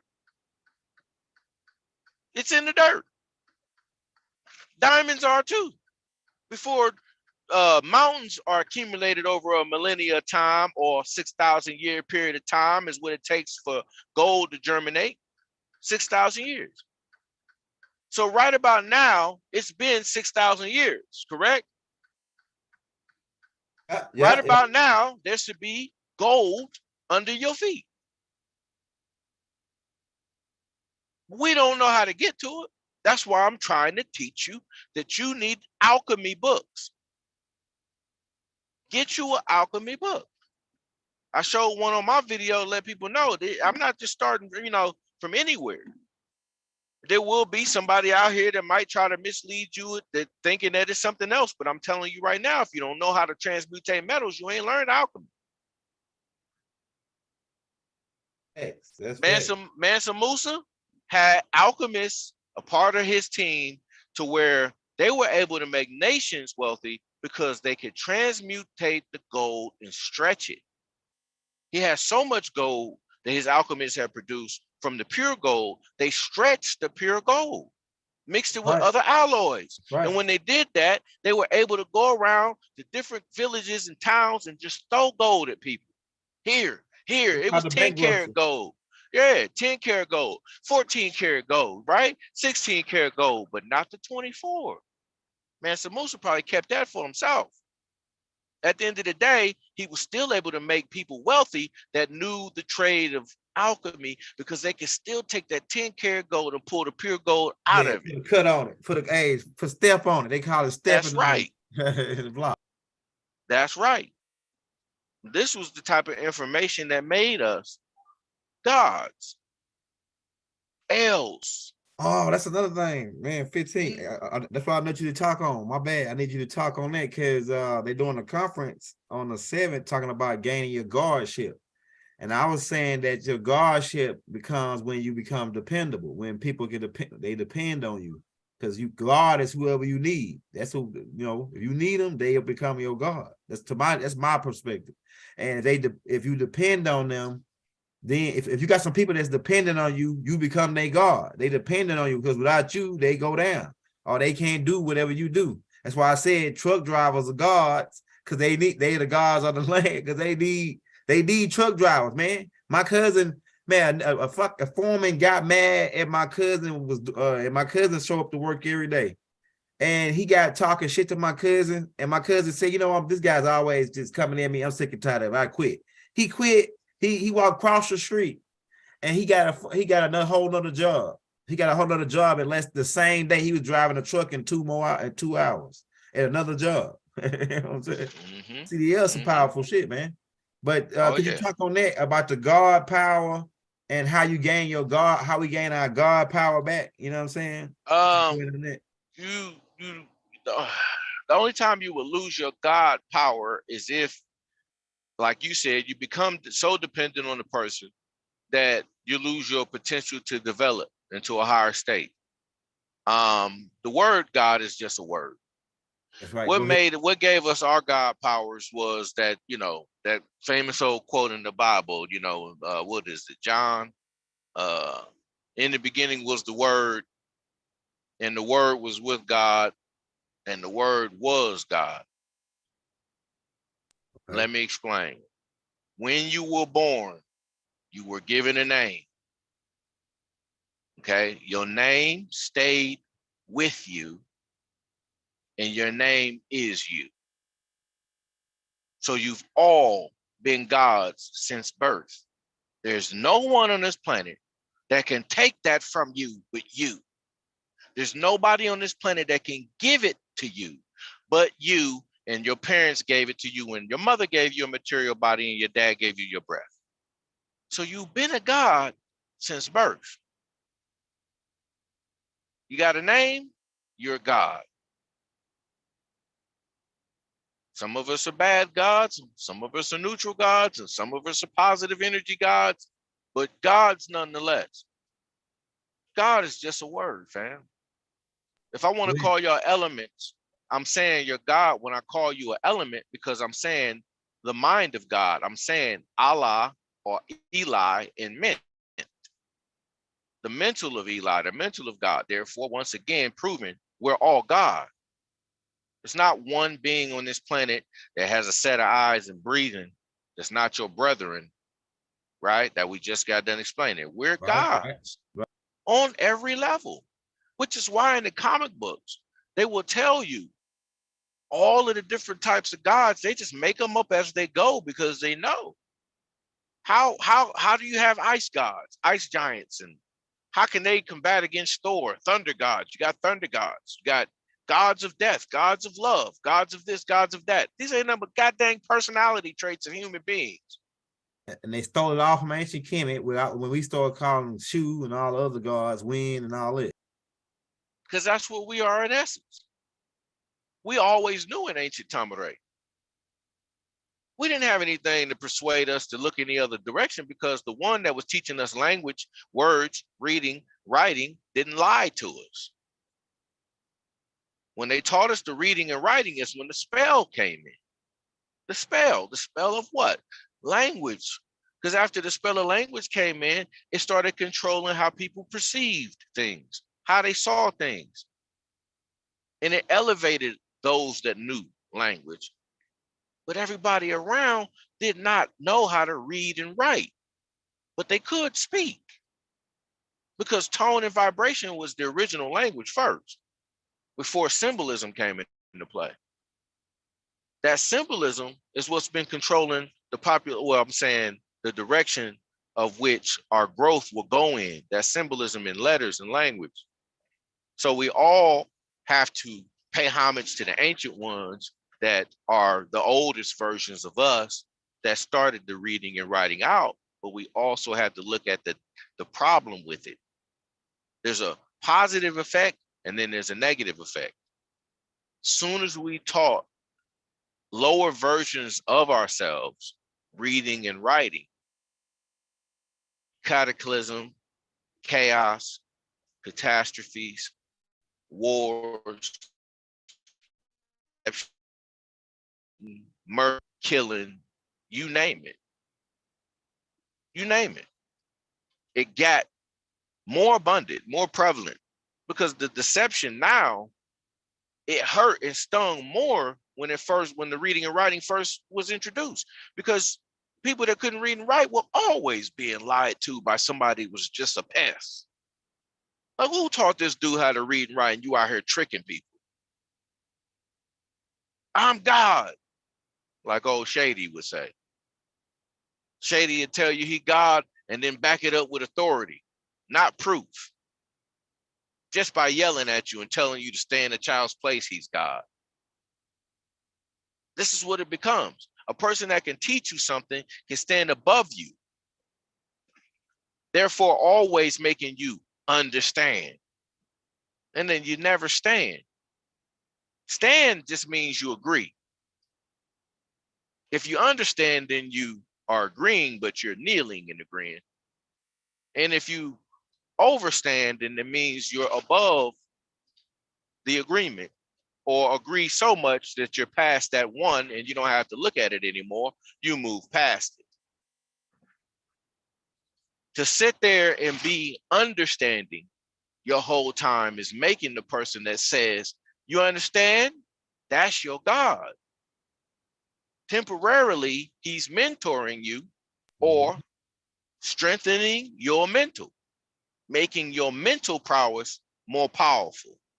So he becomes your mentor. He becomes the one that takes you on a tour of the mind, teaches you how to think. That's usually where the vizier, the visor, supervisor, or the wizard, or the wiser amongst you, the wisest. He's always there to what? Help out the king, help him make decisions, because the king is not the king because he's intelligent. They had a time period where the king was only the king because of bloodline. So you could be a dumbass. Every emperor and every pharaoh wasn't the smartest.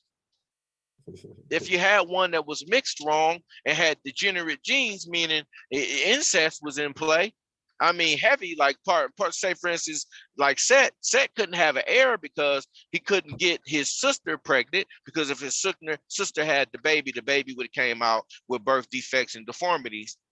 And with that had already been proven. That's what took down most of the European kingship. And I'm talking about in recent 400 or 500 years.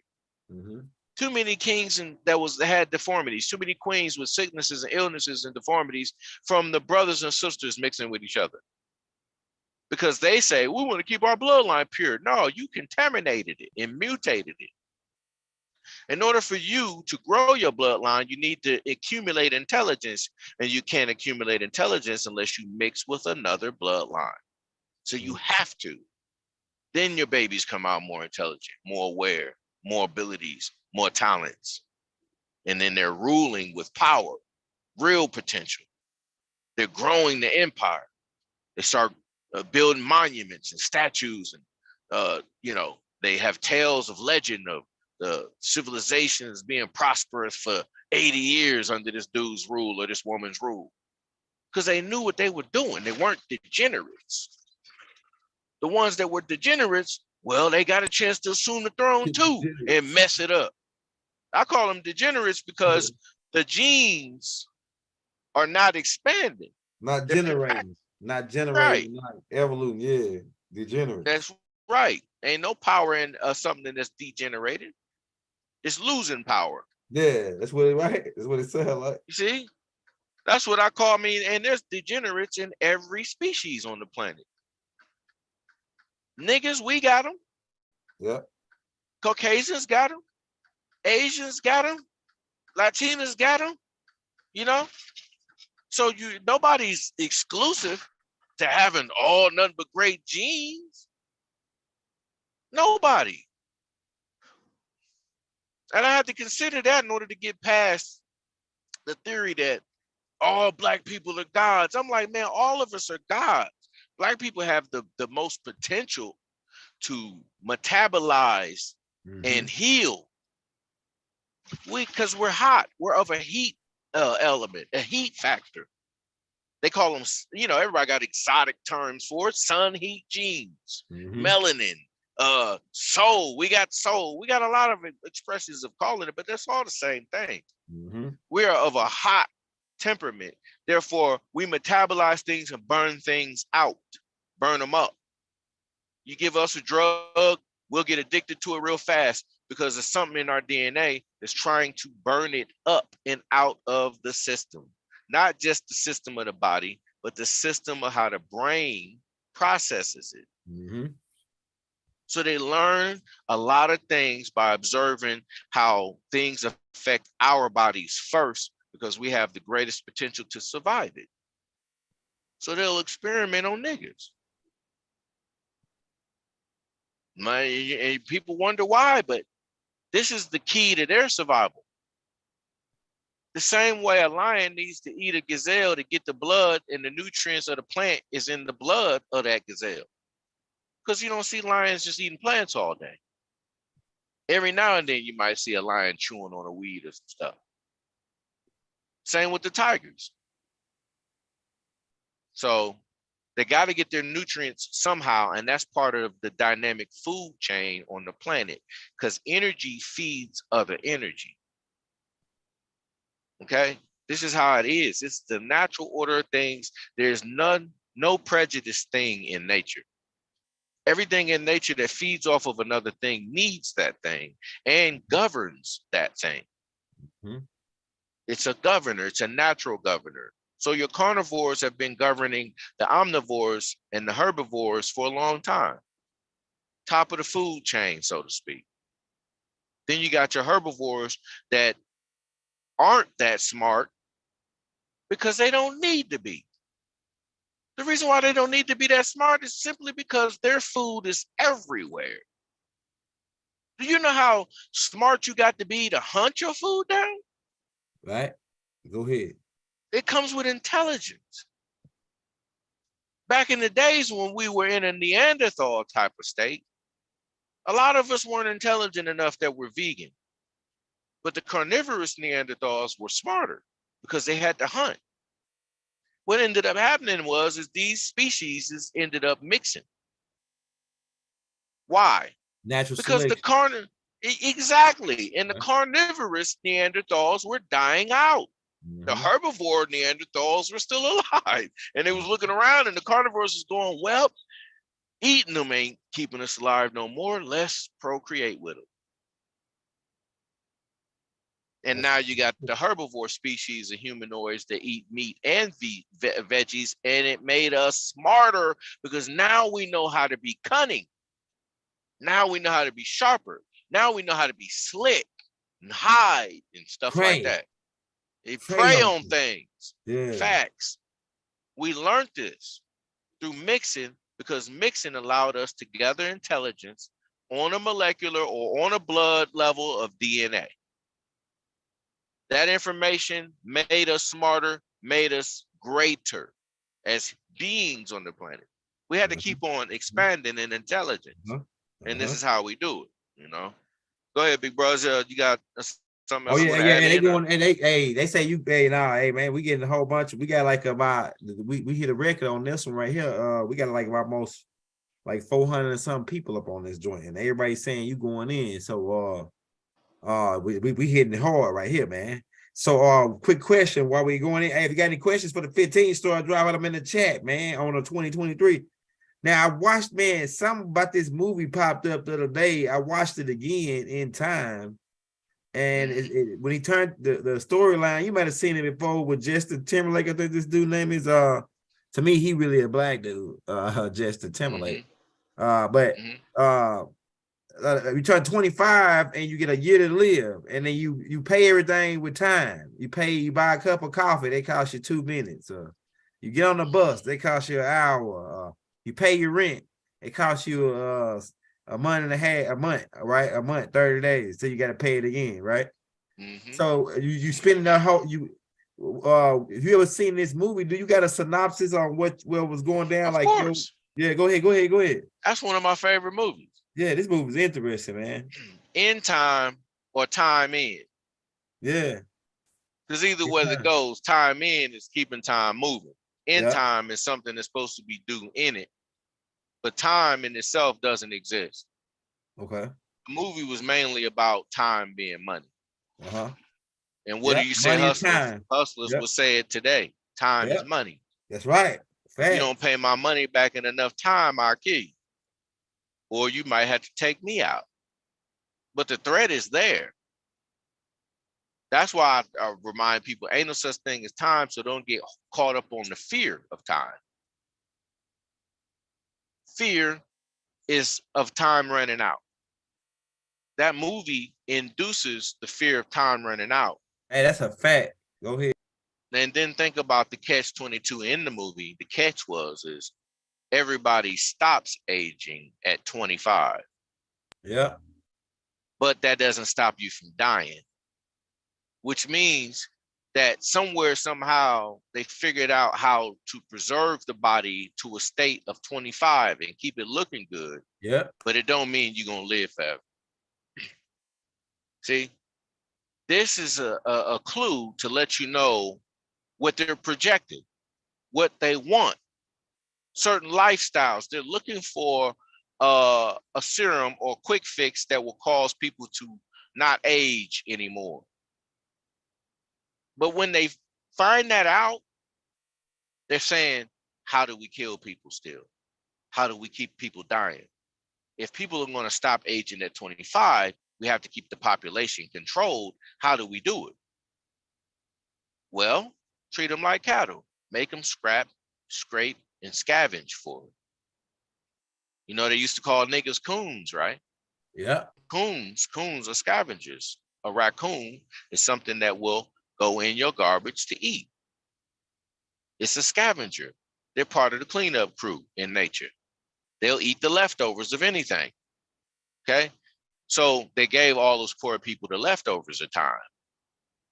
Kept them working while the very rich man lived uptown, crossed yonder over the bridge, is responsible for the banking system that feeds everybody their time that keeps them alive.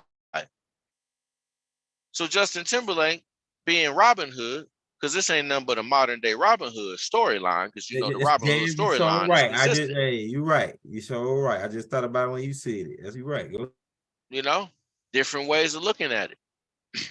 Takes the rich daughter that belongs to the rich king or emperor or, you know, CEO or boss or however you want to look at his status, gambles with him to take and win more money. But every time this dude gambles, he gambles with his life, because time is life in this movie. Why does his daughter not appreciate being wealthy?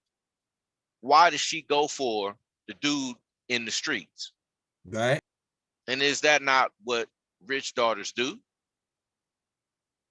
Because it's obvious that they look at the rich dude that gets the manicure and all that as a punk. It's obvious. Don't no girl really respect no rich man as no fighter, no protector. He's only somebody that can provide things. He can provide protection, but he ain't the one doing the protecting. That's not adventurous for a woman. It would only sustain her happiness and her appetite as long as she's a little girl on up until her early adult age, and then she wants that adventure. She wants a man that's going to show up to prove that he can protect and provide in an adventurous manner and show her things that aren't boring. She don't want to be stiff or with a dude that ain't going to do nothing, but he got plenty of money. See, the more you do something, the less valuable it is. So if you grow up having a lot of money, you never know what it feels like to not have a lot of money until you don't. But you crave the other side. Rich kids, they want to join the gangs. They go out and join Bloods and Crips now. Rich kids are doing this. Mm-hmm. That's what she represented in that movie. Don't think because you're wealthy that your children don't want to gangbang. They do only for the what? Entertainment, adventure. Which is why we used to have an adolescence program called Rites of Passage back in the days, because our boys had to go on their adventure. We taught them how to hunt and gather, but when they reached 12, 13 years old, you had to go on out there and make it on your own and then come back. If you made it back alive, you were successful. And sometimes people wouldn't come back for 2 or 3 years because they'd be surviving and they would go out and meet a woman. Then when they come back to the village, they got a family. Then you know you taught them right. But if they come back to the village empty-handed, no woman, no family, no nothing, and they barely survive, they ain't ready. They're not ready. This is what the Rites of Passage program is for. Nowadays, most of our children get Rites of Passage by going to prison, which is sad. Because you're not always going to get a good mentor in prison. Some of them dudes is going to use you. Some of them dudes going to make you kill people for them. Some of them dudes going to make you do crazy stuff for them. And these is men that are mentoring you, but in a negative way. And then you got some of them that'll mentor you in a positive way, like your dad would have. And they'll whoop your ass if you don't go to school. They'll whoop your butt if you don't go to the daggone library, get a job in the library, stay out of trouble. Because they know when they was 17, 18 years old, they got caught up and didn't have nobody to do that for them. They're spoiled in a different way. Children that grow up without parental guidance are spoiled in a different way. Do not think spoiled only pertains to the financial status of people. Spoiled also goes for people that don't have parents and never been told you can't have and can't do. Because see, then when you become rotten, you become a criminal. The other person becomes rotten, they become lazy, shiftless, and good for nothing, and that makes a criminal too. So extremes is what you got to stay away from. Extremes. You can't be too hot in this world, and you can't be too cold. You got to learn how to maintain balance. So I recommend for men, boys to men, fathers, mentors, even if you're not a person's daddy and you just want to mentor them right, get them into the Stoicism so they can learn how kings and emperors think. Get them into being stoic. studying proverbs and quotes and things of that nature, so they know how to be wise in decisions. And this is for the men and the women, not just for the boys. Because you can spoil somebody in both ways. You can spoil them when they grow up in a foster care home. A lot of women that grow up in foster care become porn stars and strippers. Is that not being spoiled? You don't even have a dad that can come in there and tell you to get your ass off the pole. What are you doing in here? You misrepresenting the whole family bloodline. Get up out of here. Ain't no man and no woman that's going to do that because she's raised by the foster parents. And when the foster parents trip, she just tell them to go to hell and she'll run. That's spoiled. You can't tell me what to do. They're using trauma to do what they want to do.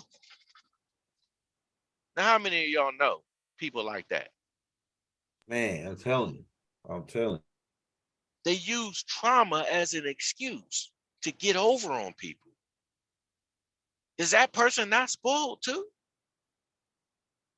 And their main excuse that they use on you is, I grew up with nothing. I come from nothing. And there's nothing on the planet that comes from nothing.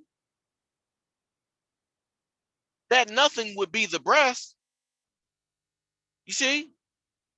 So if you say you come from nothing, you can say at least you came out of something. I come from nothing through the something, and now I'm here. For you to completely disregard that somebody had love, made love, had sex, you know, whatever, to procreate you, you disregard that, and you say you ain't had nothing, then you don't even know why you having the harsh go round you have in this point in time in your life or your existence. You don't know why, because you're not even considering who you came out of. You're not even looking for them. You're running around resenting them because the foster parents is taking care of you so daggone well. You're not looking for mommy and daddy.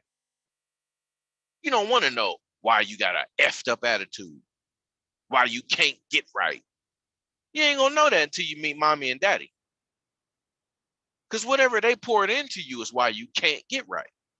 Why you have such a hard time trying to figure out the equation. If you don't know your daddy and all your mom says is negative stuff about your daddy, then you need to meet somebody that knew your dad for the positive stuff too, so you can learn that. Because the negative stuff is going to come right out. Naturally, it's going to come out. The positive stuff is going to come out naturally too. If you ain't got nobody teaching you about the positive stuff though that your father and your mother did, then you don't even really think you're capable. Especially if you ain't had nothing but negative mentors your entire existence. Bunch of people teaching you how to hustle, how to scheme, how to scam, how to get it how you live, chase the bag, forget about everybody else. Those people are degenerates. And I said to my brother Young Elder a couple of weeks ago, you ain't never heard a rich man use the word loyalty on you. Rich people do not use the word loyalty. Poor people do. A rich person is using the word, if he's using it for his conglomerate. People that are rich like him that hang around him or her. Not people that ain't rich, don't got no money. You know how many black rappers that came out, got their daggone $1 million deal, trying to put all the homeboys on, and the homies were parasites that they didn't know were parasitic? And sucked everything out of these niggas. And then when they ain't got nothing, they laying in the middle of their living room floor of their mansion, curled up in a fetal position, crying. Because when they ain't got nothing, ain't none of them worms and maggots around. That's why I tell you what hangs around rotten fruit. Flies, maggots, worms. And if you're a rotten person and you got a bunch of daggone money, you're going to have a lot of flies around you, maggots around you, worms around you.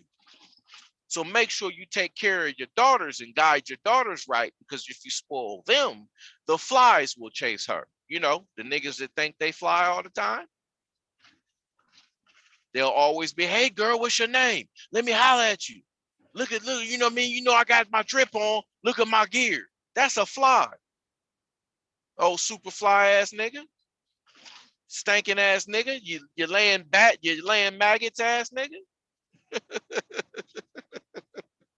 I don't want no degenerate niggas around my daughter. How about a wholesome black man, a wholesome Nubian? Somebody that got morals, respects authority, in order, and has discipline. But if I let my daughter go out and pick her own man without getting my approval and her grandfather's approval and her mom and aunt, come on, he's marrying into the family gene pool. If he thinks he's just going to be having sex with my daughter and not have no baby with her and get her pregnant and nothing like that, then he's going to use her and abuse her in a different way. She's not going to know what love is as long as she's dealing with a degenerate scumbag, fly ass, maggot, worm ass nigga. And when I say the word nigga, I'm not just exclusive to black people. Nigga, ignorant person, negative person, cold-hearted person, don't care about nobody but themselves person. I keep my daughters and my sons away from them type of people, and I try to make sure my sons ain't dirtbags, flies, worms, and maggots.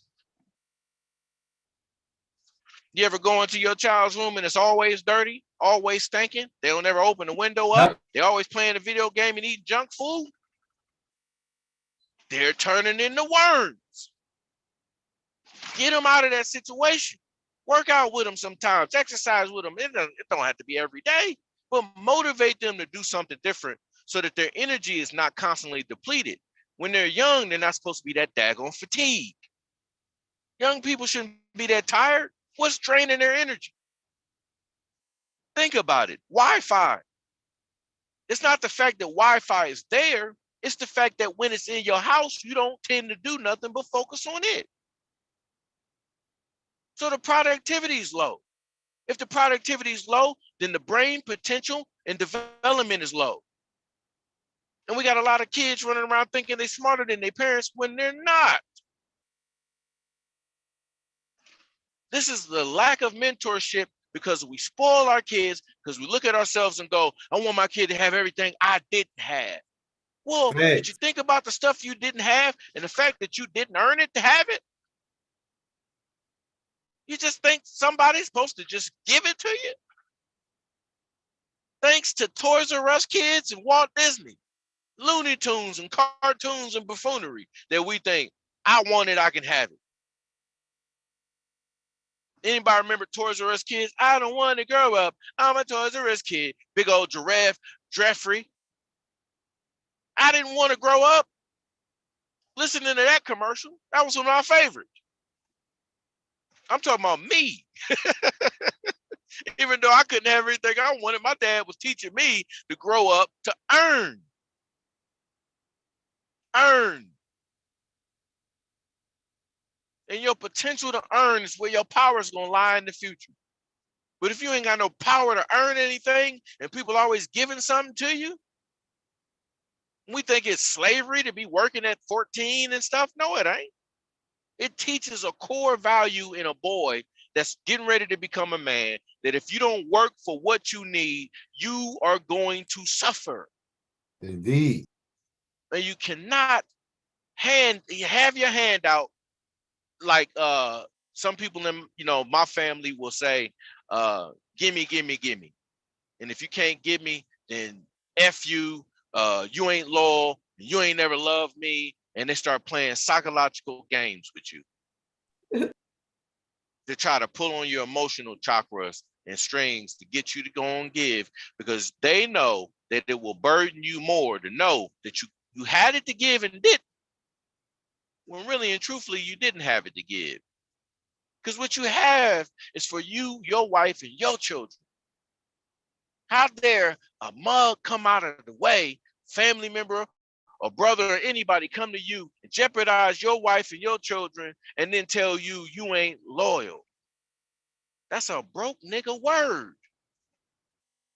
I'm trying to tell you. You know how many niggas died on loyalty? Died. Baby mama screaming and hollering at the funeral because he was loyal to the gang. And then some gang member slides right on in your spot and takes over for you. And somebody in the Oh shit. somebody in the It was chat so, said, all right, uh, so what are we to expect for 2023? I think we already covered a lot of at the beginning of the tape on that, brother. The brother might be late. But I tell you okay. what we expect. Hey, you expect it if you go out in the ocean and you get a cut on you and you jump out, they're the nomos. They refer to them as a shark. Well, I call them the nomos. He gonna come up and bite you right in the crack of your ass. That's what they expect in 2023. Real shit happening. Like shit, scientific shit, common sense to take place. Because common sense ain't common no more. But I think common sense is gonna have to be utilized more in 2023 to order to survive. You know what I'm saying? Common motherfucking sense. You know what I'm saying? And what's another name for pocket change? Yeah. Go ahead. Loose Sense. change. Loose change. Yeah, sense, right? It's called sense. So if you ain't making no sense this year, you ain't gonna make no change either. Make sure everything you learn this year makes Go sense. ahead. Yeah, go ahead. Say that again. 15. Make sure everything you learn this year makes sense, because if it makes sense, it makes change. If it don't make sense, you'll never change. If you know better, you'll do better. So that good sense is gonna make good change. What to expect in 2023 for yourself? Change. Good sense and change. Discipline, change. Okay? No more deception. Try to be able to look through deception. However it comes at you this year, if you haven't learned the keys to cracking open any deceptive allure that might be right in front of your face, the deception, the misdirection, the magic tricks, the hustle, it's right there. It's always going to be right there. And then get involved in your own hustle. Make sure you got a hustle that benefits the people. And then you'll be lucky. You'll be prosperous. You won't be a rotten fruit. You'll be a fruit that gives seeds, plants seeds. And then everybody you planted the seed into will grow that tree and bear fruit for everyone else. You want to be like that this year. Expect for the schemes and scandals from the government to come, because they got to steer the cattle of the weak. If you're not one of the sheep, then don't worry about the government, because they're not going to affect you directly. It's only degenerates that are going to affect you. Like I keep saying, broke people use the word loyalty. And if you let somebody smack your ass in the head with that word loyalty this year, they're liable to keep you from getting the head too. Crabs in a barrel. Crabs in a barrel live off of loyalty. Hey man, you getting out? Well, I'm getting out with you on your leg. And you say, hey man, let go of my leg. You too heavy. You're gonna pull both of us down. They don't care. They grab on with both claws.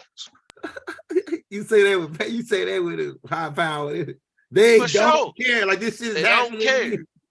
Because guess how the crab falls back in the bucket? Go ahead.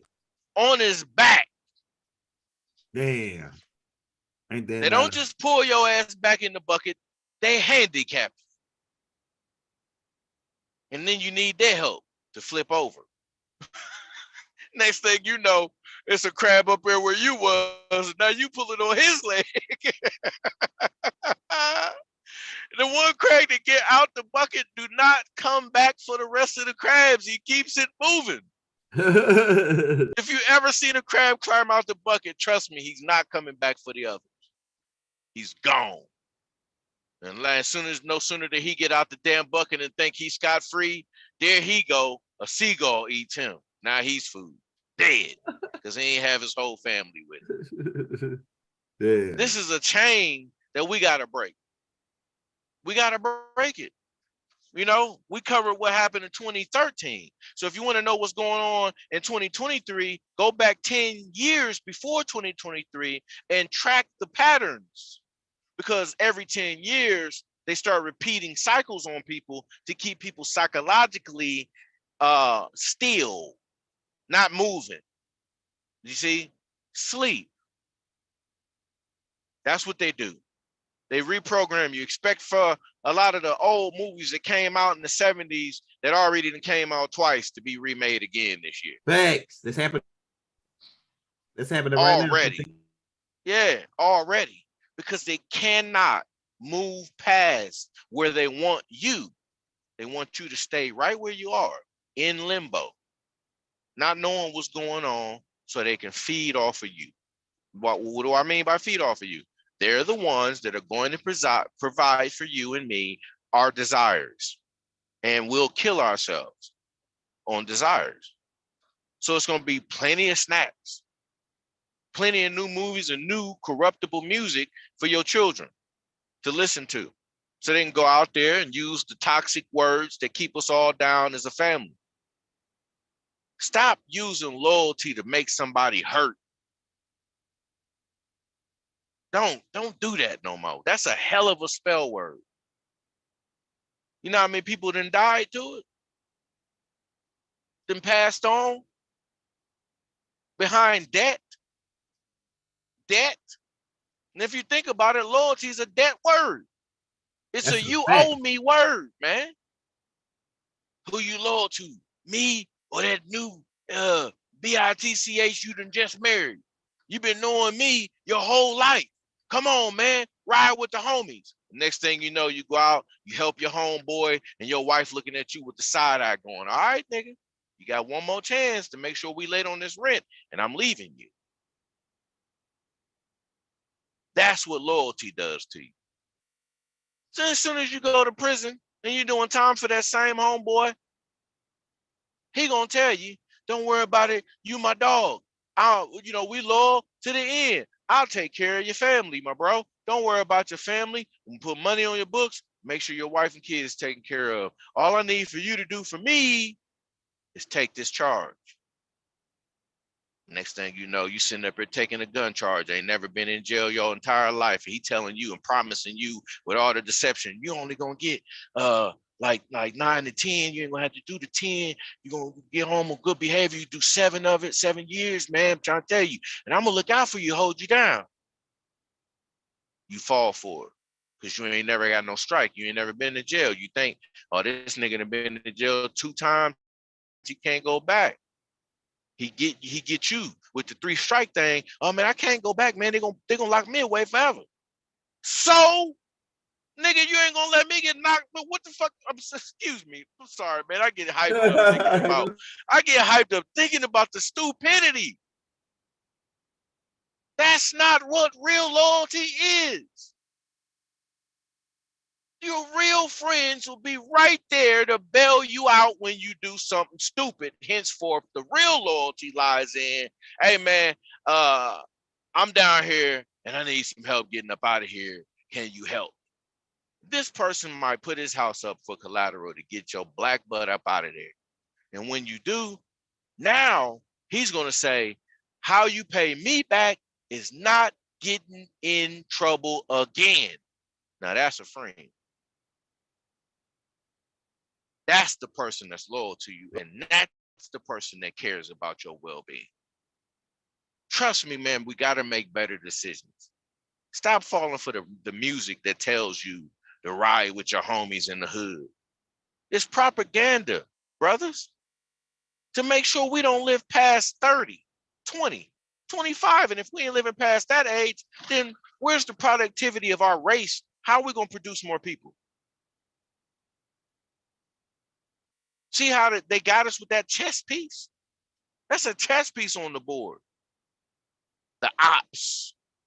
I'm going to go out and take out my ops. You ain't on a video game, dummy. Go ahead, get them. This is not Call of Duty. But ever since they've been coming out with Call of Duty, I guarantee you the murder rate went up. You want to check the stats on it real quick? When did the first Call of Duty game drop? What system? What year? Let's do it. We got it. I can guarantee the death toll went up. Murders went up.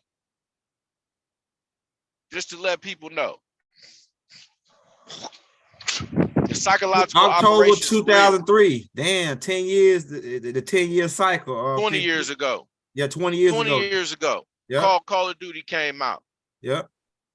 You know, and then it got popularized. Now, think about when Grand Theft Auto came out. When did the first one come out? Let's go all the way back to the first Grand Theft Auto, and I guarantee you're going to find out that shit came out back in the daggone late 80s, early 90s on Nintendo. They were programming us to steal cars and take them to chop shops. 1997. It came out. 1997. Yep. On now, yep, go ahead. PlayStation. What about okay, I'm talking about before PlayStation. It was one that came out on Nintendo, I think. Okay. Or maybe it was. Maybe it was PlayStation. Yeah, the first PlayStation ever. The first PlayStation ever, like the PlayStation 1. Yeah. Okay, yeah, that might be Liberty the one I'm City. Talking about. It was called Liberty City. Oh no. Liberty City, San Andreas, and Vice City. Not those. Those had more sophisticated storyline. The very first Grand Theft Auto I played was on like a bird's eye view type of game. It was like a map view, and you didn't get a chance to see the character up close. Yeah, it's right here. Yeah, I see what you're talking about. It's on. It's called Grand Theft Auto 1. It was on PC. Okay, see, PC. Now, what year did that come out? This was let's see. It had to be old as hell, like damn now. I know. That one was the first one though. Yeah, this is like hold on, let me see. Cause it like a damn Taurus, like the way it looked like an Atari game. That's the first one I played. Damn. That's the first one I played. Huh? I'm 40, 42 years old. I've been playing video games since they came out with them in the 80s.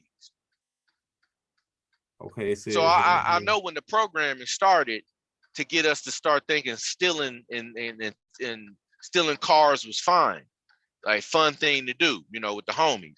Remember that daggone movie, New Jersey Drive came out. Remember the movie Gone in 60 Seconds came out. They had a lot of movies, Fast and the Furious, where motherfuckers are stealing cars. Oh yeah, so they're promoting it. Go ahead. My bad. Okay, it says 1997 was the first year it came out, and it was on PC first. That's what they're saying. And they had this where the graphics where it looked down to the ground and shit. Yeah, bird's eye view. That right there. That was the first Grand Theft Auto, bro. Yeah.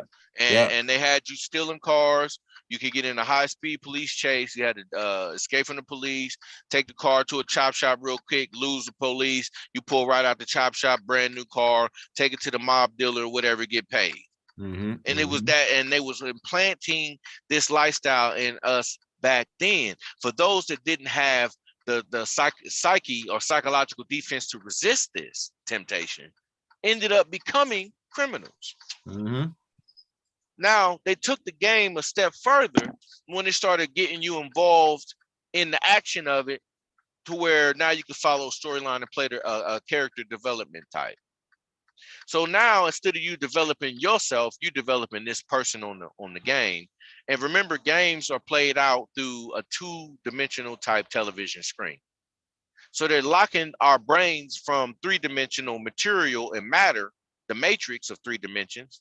They're taking it down to 2 dimensions. So since the video game started, we've gotten dumber, lazier, less productive. See, how many of your children want to trade now? How many, when I say want to trade, want to learn a trade, a skill. They'd much rather sit in the house and play video games. When you say, come on, let's go for a run, they dread it. They don't want to go work out with dad, right? They don't want to do push-ups with dad. They don't want to be a man with dad, because the video games got all of their interests. The brain is locked into that. Because why? They're letting you feel like you're progressing. How? Giving you created characters on the game to work on other than you. Now, instead of you spending time to work on your body, your spirit, your mind, right? Your brain, eating habits, exercising, your wardrobe, clothes, finances, and all of that. This dude on the video game that you're controlling, that now they got making the where you can make them look just like you, right? Give them the name you wanted to be called. Since you couldn't name yourself at birth on these video games, you can completely recreate yourself in a two-dimensional world and live the life of a demon in the second dimension on a video game. Yeah. And they just running around your children. If you're not paying attention to the choices they're making on video games, watch them. Because if they're on the video game and they're on Grand Theft Auto and they're on Call of Duty and all they're doing is running around and popping people in the head and talking about some killed that nigga. Now I'm on the next one. And then when they get shot, they throwing temper tantrums. Oh, this motherfucker killed me, blah, blah, blah. You better nip that stuff in the butt. Yeah, you know something. They also got that game set up to where it's got artificial intelligence to run a psychological study on the person that's playing it. Why they playing it?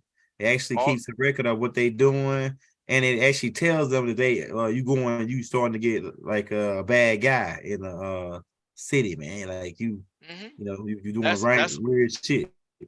Right. Yeah. That's all a part of the program. That's all a part of it. That's all of it. Like, think about this. For what you're saying, there's a perfect game as an analogy for what you're saying. It's called Fable. Okay, Fable. You know what a fable is? A story. If somebody tells you a fable, they're telling you a story. Fable is another word for a tale, a story tale, right? So, or a storyline or whatever. In this game, Fable, when it came out in the early 2000s, they allow you to pick what path you're going to walk. Which path you're going to walk, light or dark. You're going to go the positive path or the negative path. They got Elder Scrolls. They got all these different names for these games where people do not have to have success in life to be happy. They get success on the video games and boom, they don't have no mentality to be productive in the real world. Damn, that's crazy. That game is fucked up. I'm telling you, man. It's something deep about that game, bro. Yeah. You think you're getting better by playing it. In life, you think, because you're progressing on the game. You see? That's deep, man. It's a deep your type child, for real, it's a psyops. It's to keep your children stupid, docile, and in one spot. Controlling the cattle becomes easier nowadays because nowadays we're hooked on technology. So they can control our brains in which way we move through the technology versus getting the police out here and just forcing people to do stuff. People will voluntarily do what you tell them to do based upon what you trigger that they see on social media and in video games and in commercials. So they don't need to put in much work no more to tell us what to do. We're fine with it. As long as my dude on my NBA 2K23 is 100% and I'm building him up, stretch big, and I can dunk on Zion Williams with him and shoot threes and cuss out the game every time I lose, and I'm on Xbox Live and I get to talk to all the other people out there in the world like I got friends everywhere. right? This is madness. It puts you in touch with people all over the world. That's the positive side. The second negative side is there's no restraints to what a person all over the world can say to you and do to you verbally. Now you got your children yelling and cussing, and you going, hey, boy, watch your mouth from the other room when you know daggone well he shouldn't even have thought it was comfortable to yell out a profane word in the house. What makes them think that it's okay? Social media. How many babies are cussing now? How cute is it? Because too many young mothers think this shit is cute. And it's not. Look at the baby. How they acting so grown. You better get that in. You better nip it right now, because if you don't, that child is going to grow up to tell you what to do. And you're grooming it to do that because you're saying, I'm too stupid to correct my baby. What do I mean by that? You're not correcting them. They think they can correct you. You think they're not going to debate with you if you ain't nipping this in the butt? They don't respect authority no more. Because on the video game, they're allowed to disrespect authority. They can have full-fledged shootouts with the police on the video game. They don't have to listen to you. They had a game that came out called Bully. That's like Grand Theft Auto, where you're in the classroom. You run around bullying kids and disrupting class, disrupting school, doing things your way, the way you want to do them. So then you get a chance to take a glimpse into how wicked your child can think. Watch them play these video games and tell me. Watch them play these video games. If your child is always shooting somebody dead and always playing a killer game and always want to kill somebody, you better be careful, because that's a psychological operation. You mess around and whoop your child that's playing them games like that all the time, and they're threatening your life. Hey, that just happened, 15. That just happened. A kid killed 10-year-old kid. He played a game, like you said, and he shot his mama in the face. See? Yep. Where it desensitizes them to real death. They don't know how to feel about living in life and love, because on the video games there is no emotions. Ain't no emotions. So they're gonna do it with ease nowadays. And try to take the game away from your child and see if you don't have to bust his ass. You don't have to bust him up. Hey, 15, when I tell you talking some real shit, I'm telling you, bro, this shit just happened to me. All this shit you saying just happened to me. Mm-hmm. Psychological play that control. damn Grand Theft Auto, Call of Duty, and he be cursing up in there. We tell him to stop cursing. Right? Yeah, he motherfucker, they talking about your mama, your grandma. I know, right? They go in. These motherfucking little kids. Little white boy on there, he might not been sound like he probably like 12, 13. Motherfucker, fuck you, nigga, motherfucker. I know, right? I forget I'm alive. I can still alive because I'm driving to the store. I forget I'm alive, okay. But no, I'm good. We good. I'm on my I still got my other device that I got the show still going. Yeah, so man, but they talk, excuse me too, but they talk like the words they say, I say man, and then they don't got the same like my mama, you ain't talk back to my mama. My mama bust you upside your head with something. I'm talking about a brick or anything. My mama crazy. You know what I'm saying? Right. Like so like they talk like we might have said little stuff, but you ain't doing too much before you got bust upside your head.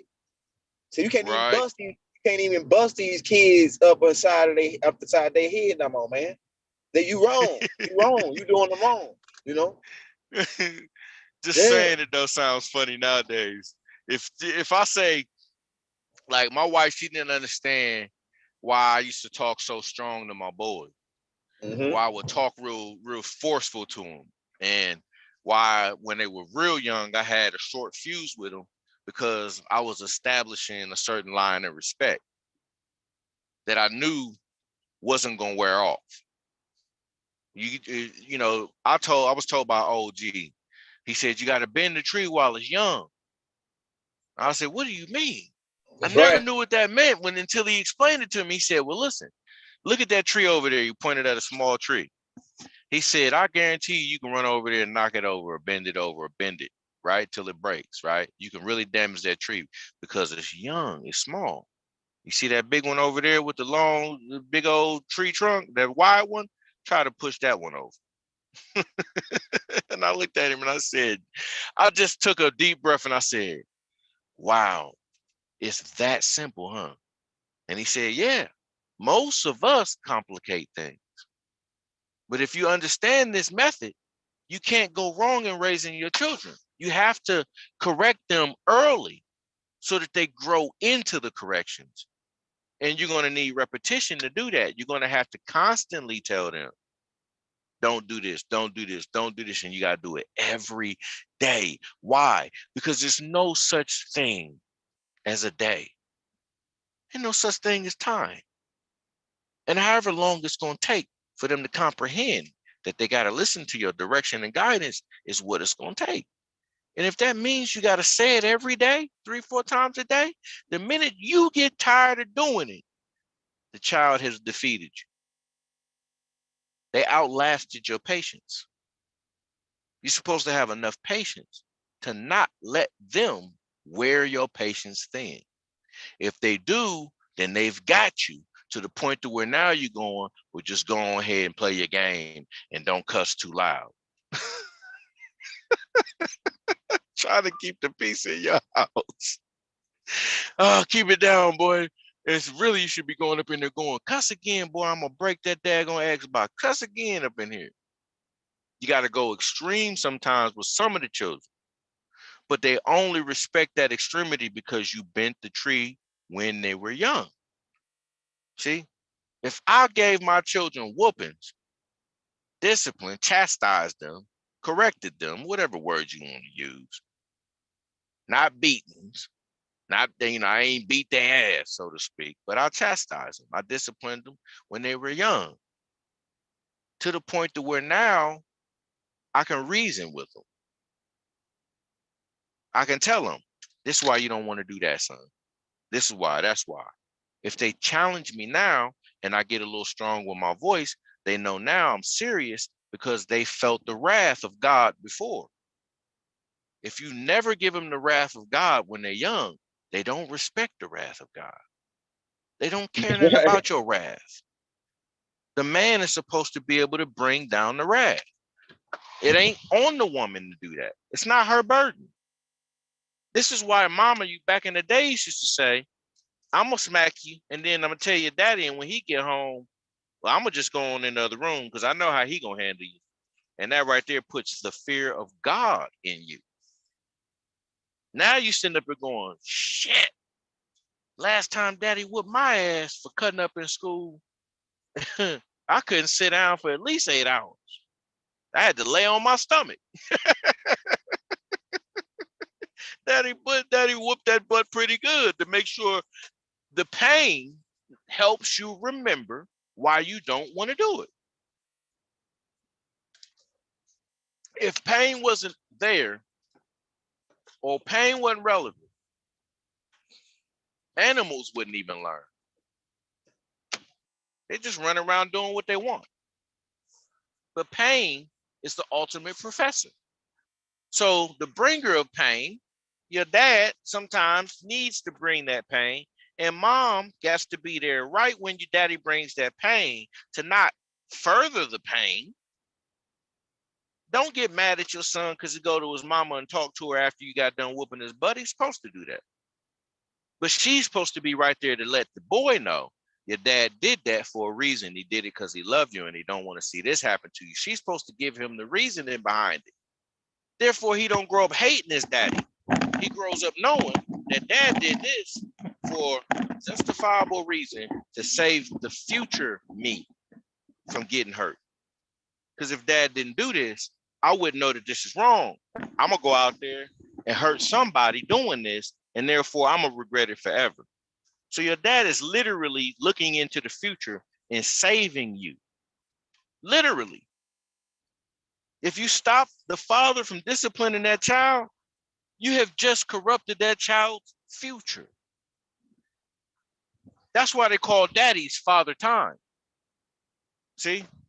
They don't call it woman time, do they? Is it Mrs. time? No, it's Mother Nature, father time.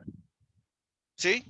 So women are responsible for the material realm, the nature realm, the matter realm, the mother realm, and the fathers, we make sure we come in with all of the guidance and discipline for both. It's not just the boys, it's girls too. Because you see how, you know, our daughters end up that don't have daddies and all they got is their mama. They don't learn both sides of the spectrum. They need to learn how to think. See, they need to learn what to expect out of boys and men. And you can't do that unless you got a father or brother or somebody in the house where your mom can say, hey, there's an example of a man right there. You don't have that example, your daughter is liable to go out here and not know what man is.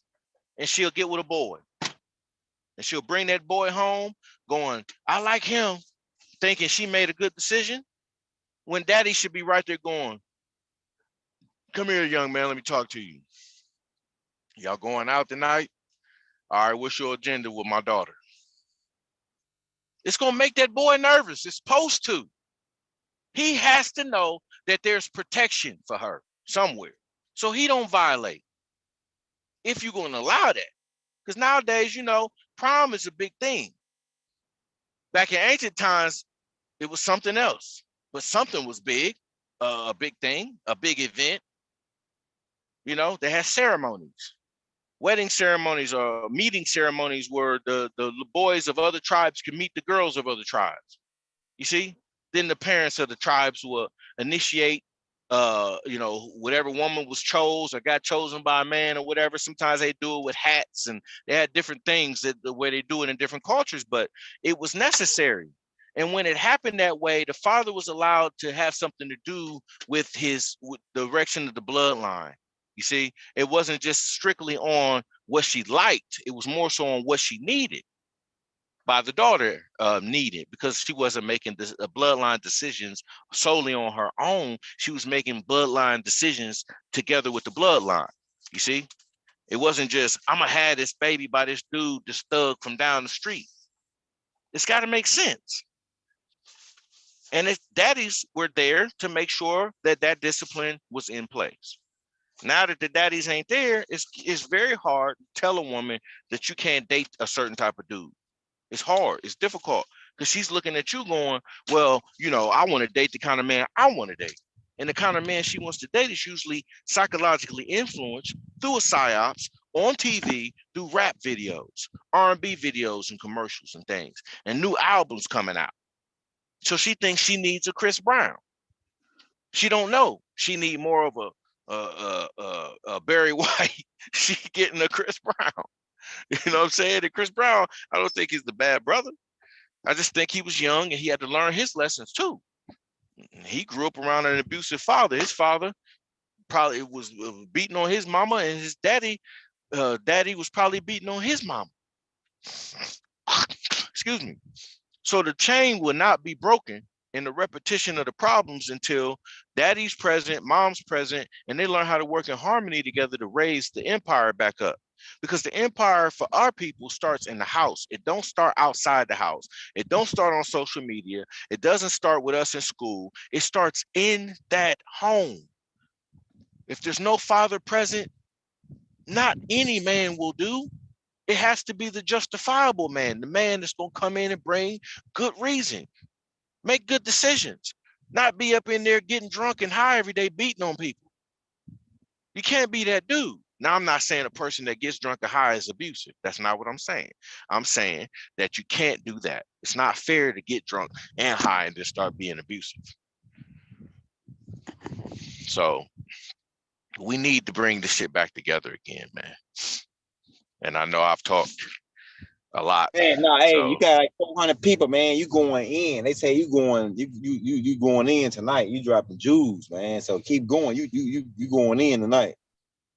Okay, like if all stuff you said, that's the shit happening to me right now. I had to send Dara to Atlanta because he too big. You know what I'm saying? And then I can't bust him upside his head like I want to because he ain't my son. And the grandma and everybody else, they complaining, oh, he jumped on him, and I'm trying to really bump him straight. You know what I'm saying? Because he listened to NBA YoungBoy. He sag his pants. He get his hair done like him. And I say, man, you literally worship that dude like he your God. And he don't think so. But I say, man, you want to get the same shoes he got. You pretty much want to be like him. And all the girls at school, they want a nigga like NBA YoungBoy. So that forced the dudes to have to, man, it's all game. You know what I'm saying? So the side game and all that, you know? Hold on. Mm-hmm. Yeah, you're right about that. It's all game. And as long as they make sure our sons are combative with us through these different services that they provide for children, you know, child protective services and things of that nature. Oh man, they're making us victims when they do that because they empowered the children now to say no to the parents and then give them an out. Now, child protective services are needed for real abuse. Not for lying and deception, but every time you put a system of protection in place for somebody, you got to have checks and balances for that. There wasn't any checks and balances for it. So any child back, you know, when they first came out with it, could pretty much call the Child Protective Services line and say, Right after they got their butt whipped for getting suspended in school, for lying to their dad all week, right? Dad give them one bad whooping, and then they didn't call Child Protective Services to come check out the body. Now the Child Protective Services come in the house and they're looking at the welts and wounds on the board of the child, and then they take daddy off to jail.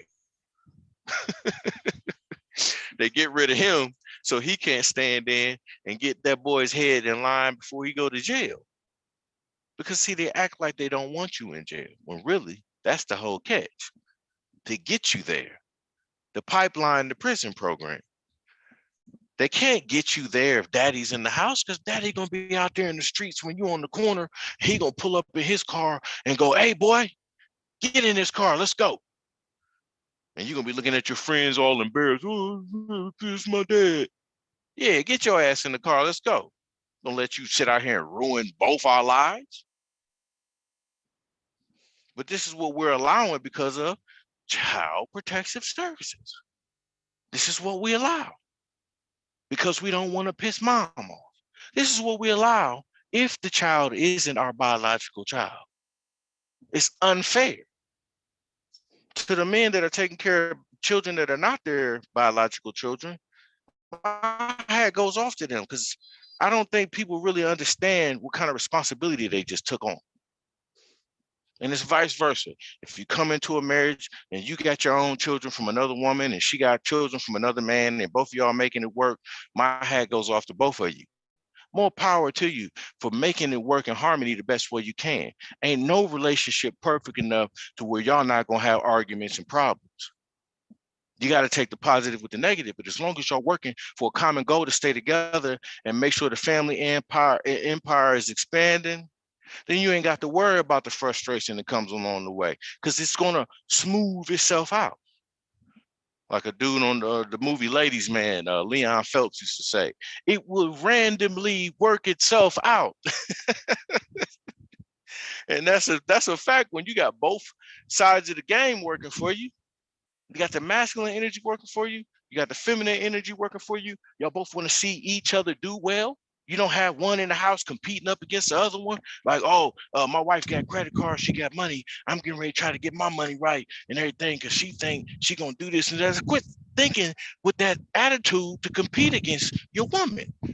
And it's vice versa. The women quit thinking of competing against the man and how much he makes, because everything that y'all make is for y'all, not for you individually. Everything. You won't have so many daggone problems and so many divorces and breakups if the whole daggone marriage wasn't based around commercialism. See, you think you ain't got nothing because you done been married to the same man for 20 years and y'all still swinging around apartments and living in apartments and making your way. So what? Long as you got your children together and they're together with you and the wife and the husband and the children are all together. Because when you start getting into that defeatist mentality and attitude, guess what happens? You start going for too much. And then you live beyond your means, and therefore you fall flat on your face because you can't have a mansion that your favorite rapper got. You see how many rappers is getting their favorite mansions and losing them? Because it's happening. You know, it's happening. You see the old thing that just happened with Master P and his son Romeo? That was a hot topic for a couple of months. And all Romeo was doing was begging and pleading his case and not understanding his father's real case. Thinking his father just used him. My dad ain't give me none. My dad just used me to pay back his taxes. Nah, my brother, that's not really what he was doing, man. You got to realize how your dad set you up with the alley-oop to be successful in the entertainment industry. You got to realize that. And I'm sure he do. I'm going to give Romeo the credit to saying he knows better. He was just venting. See, as breathing air beings, we need to vent. We got to have an outlet. We got to have a way of releasing whatever hot ether gas we got in us that's making us go to the extremes. Becoming emotionally unstable is what caused it. Now they say it's just mental health, and mental health is real. You know, peace be upon Master P's daughter. I didn't know that she died from a mental health thing. I didn't know that. And, you know, my heart goes out to them for that, because I don't wish that on nobody. I dealt with the mental health issues and family members that I had to grow up living around. I had an uncle that was a schizo, paranoid, schizophrenic, you know, slash genius too. On top of that, you know, he's one of my favorite uncles, but he had that going on, and taught me a lot too. My uncle taught me a lot. His condition taught me a lot. When I was younger, I had to learn how to deal with those kinds of people at a very young age. This allowed me to grow up being mature enough to sympathize with people that have conditions and not treat them like straight aliens or strangers. So I grew up around people like that in my family. I can accept those types of people in real life. I can accept people as they are or how they come, and then I work around that instead of forcing somebody to change into what I want them to be. I don't have to do that because I grew up around the environment where I had to deal with mental health issues. So you already know, if Master P's daughter was dealing with that, or his ex-wife was dealing with that he had his plate full, being responsible. Now they try to make it seem like he didn't do enough spending time with him. Well, you know, he was trying to provide in a different way, where he expected for probably his mate to pull the weight on that side before he realized it was getting her. You see, so it's a lot of struggles, trials, and tribulations that come together with somebody like Master P that's thinking so far ahead for his family that he got an empire started, that he got to reboot and revamp right now, which is not impossible to do. Don't we praise Donald Trump for doing it? Somebody that was a millionaire, went broke, got the millions back. We praise him for that. Why can't P do it? We thinking he can't? What is he, stupid? Man ain't Master P for no reason. So you got to give him, I give him that kind of credit. And I sympathize with Lil Romeo. I'm not mad at Lil Romeo. I just sympathize with, you know, him losing his sister, him not really knowing how to vent it and address it. Him thinking his father was spending more time on promoting what he got coming next versus grieving over his sister. So it was more family oriented, and it shouldn't really have been linked out to the commercials of social media. It shouldn't have really been leaked out. But since it is, those of us that are wise enough to see what the issue really is, let's check it out. Let's make sure we don't go through it in our households. That's how I look at it.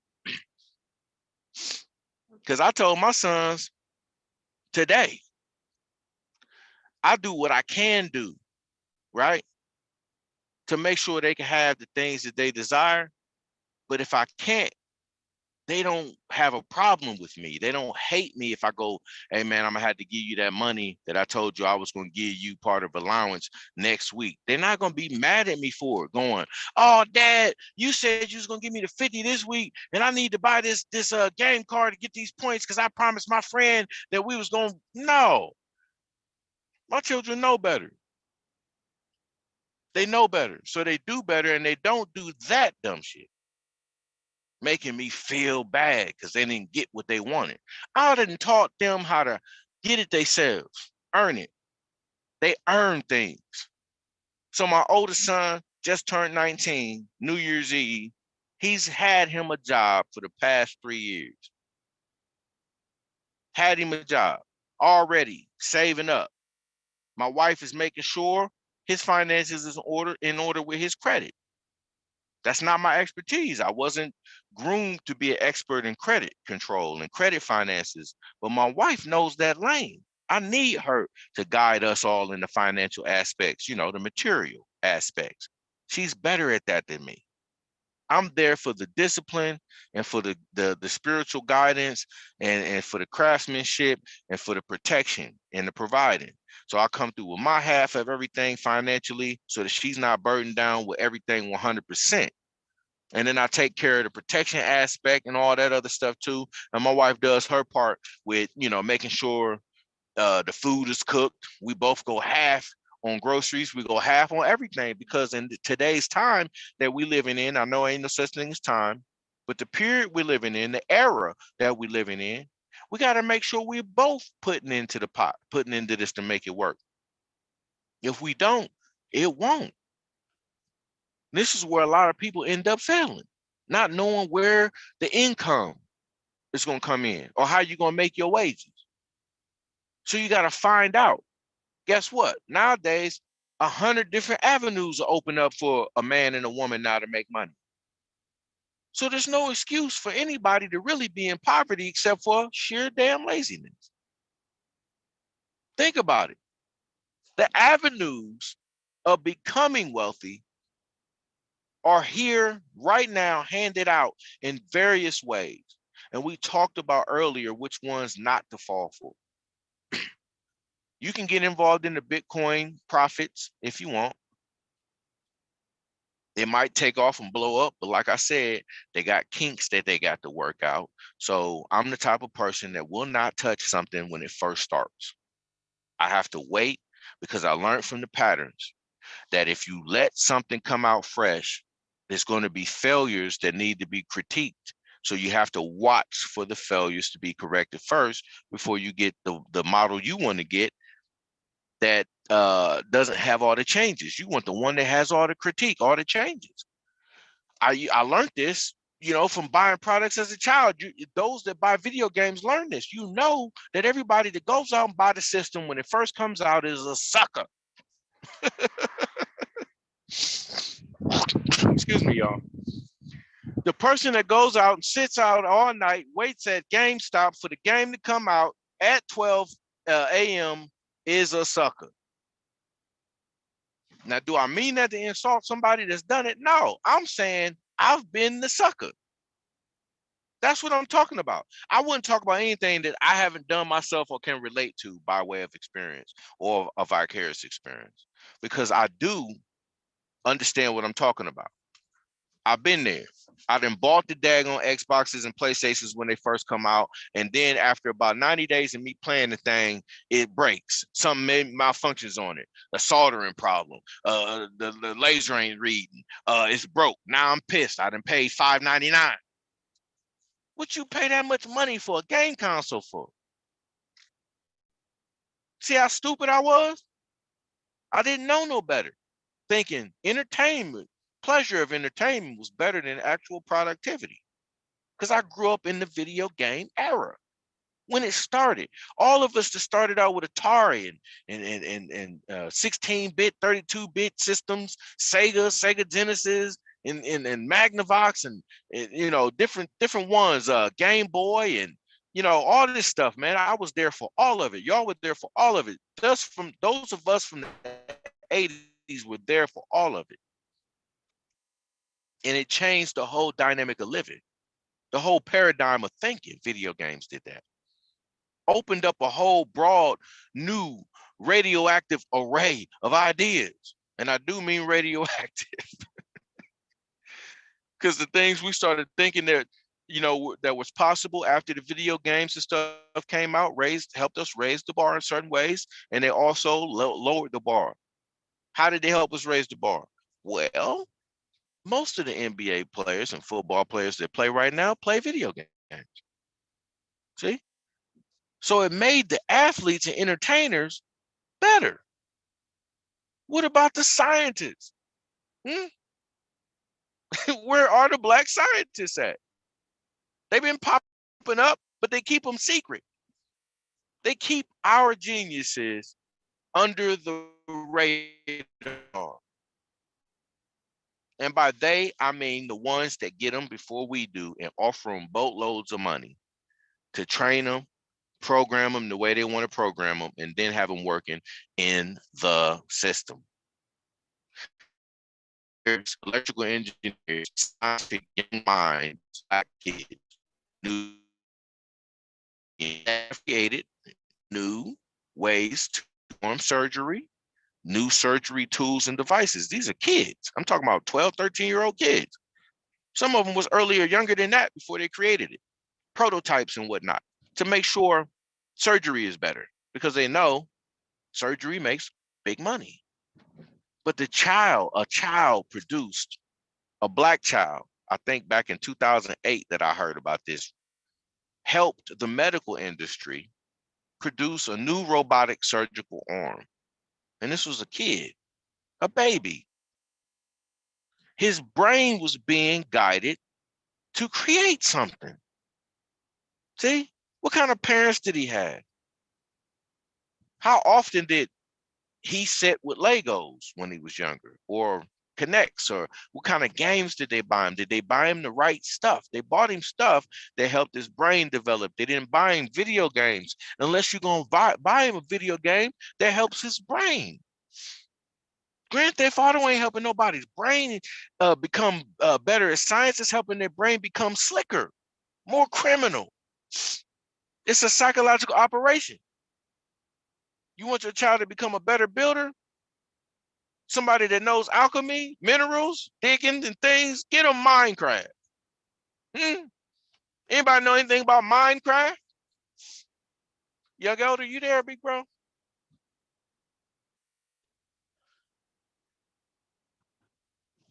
Young Elder, he might be asleep. I hope he ain't go to sleep on me.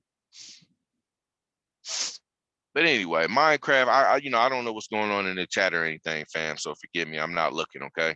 I'll just keep it going until he comes back. And if he doesn't come back by a certain time, I'll just go ahead and drop it, okay? Minecraft is one that you can play with your child, a game where your child is learning what iron ore is and all the different ores and where the minerals come from in the ground. You teach them how to go mine for these minerals, how to mix and match them, and what it takes to construct them and build. So there's education in it.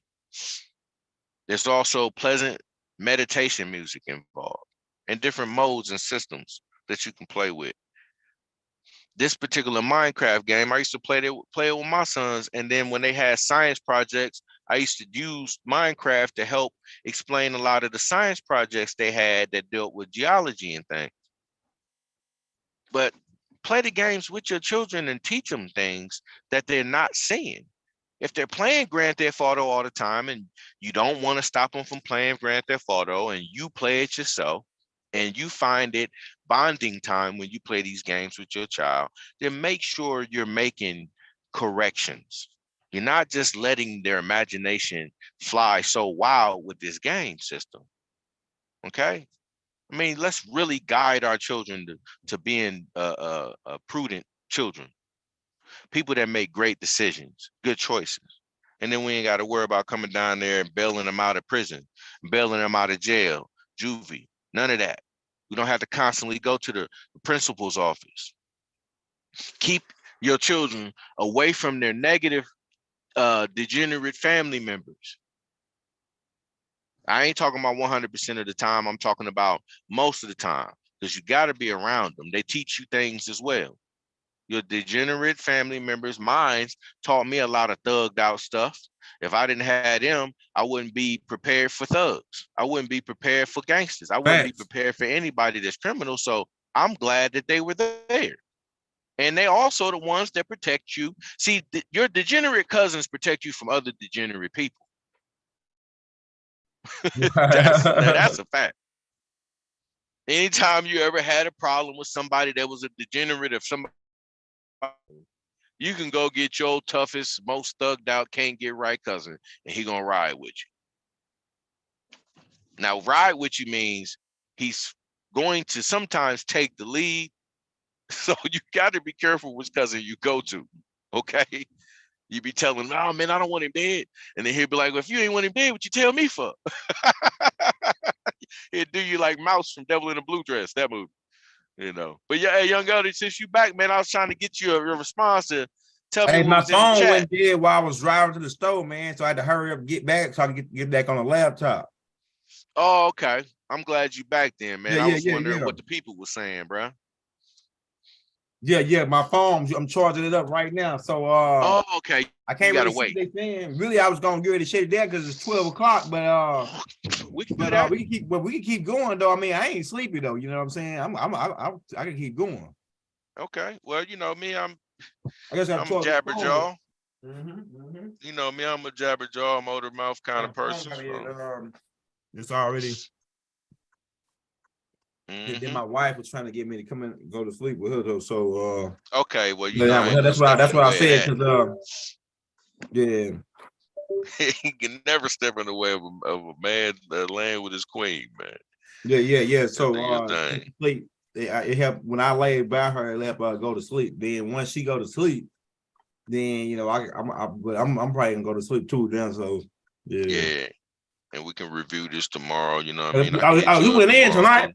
You cracked heads into his cap. Everybody was saying it in the comments, but my phone went dead. Well, I mean, I appreciate that, man. I'm just glad they listening, man. I'm not here to drag somebody and make them think that I know everything. You know, hopefully they know all they listening to for real is just wisdom and experience. And the things that I learned to look at is what I'm really trying to train people to catch, you know, with their eye, their interpretation eye. If I get them to themselves suggestions and advice that we've given, and that's all I'm worried about. As long as people are better after tonight, decision makings or whatnot, then I've done exactly what I set out to do. If people are still making horrible decisions after this, hey, don't blame me. I tried to tell you. Right. I tried to share, you know. You did a good job. You did a really good job tonight, because especially on this second one, that second one always hit hard, man. We had a lot of people on here, like maybe 500 people at one time. So this shit was fire. Man. This shit was fire. Like, so you want to show my brother some love? We dropped the Cash App and pinned it. Also, if you want to subscribe to his page, he's dropping comedy every day. We're gonna drop his page in the comments and the descriptions. Man, we on hot. Yeah. We the hottest in the game right now and bringing the information. We about to bring the new information on this month. We about to start giving it to you inch by inch, because so you can get it. And we're gonna have it all recorded in the archives for you, so you can play it over and over again. You know what I'm saying? And I'll even take segments from this one tonight and put it on my page. Yeah, go ahead. Go ahead. I'm gonna chop them up though. I'm gonna make sure they're not as lengthy, and I'll dissect them and put probably 15 to 20 minute increments of it. You know what I'm saying? Yeah, that's right. Yeah, just like this one, all the rest of them, we got 15 and put the little, your little funny shit and all that to it. The way we can go ahead and get this ball rolling. That's right. We better get up out of here, man. Okay, big bro. So shout out everybody, man, for tuning in with us. But we another one, man, 5-hour class. We did 5 hours, man. That's 5 hours. We got a lot of time on this joint. So we about to get out of here, man.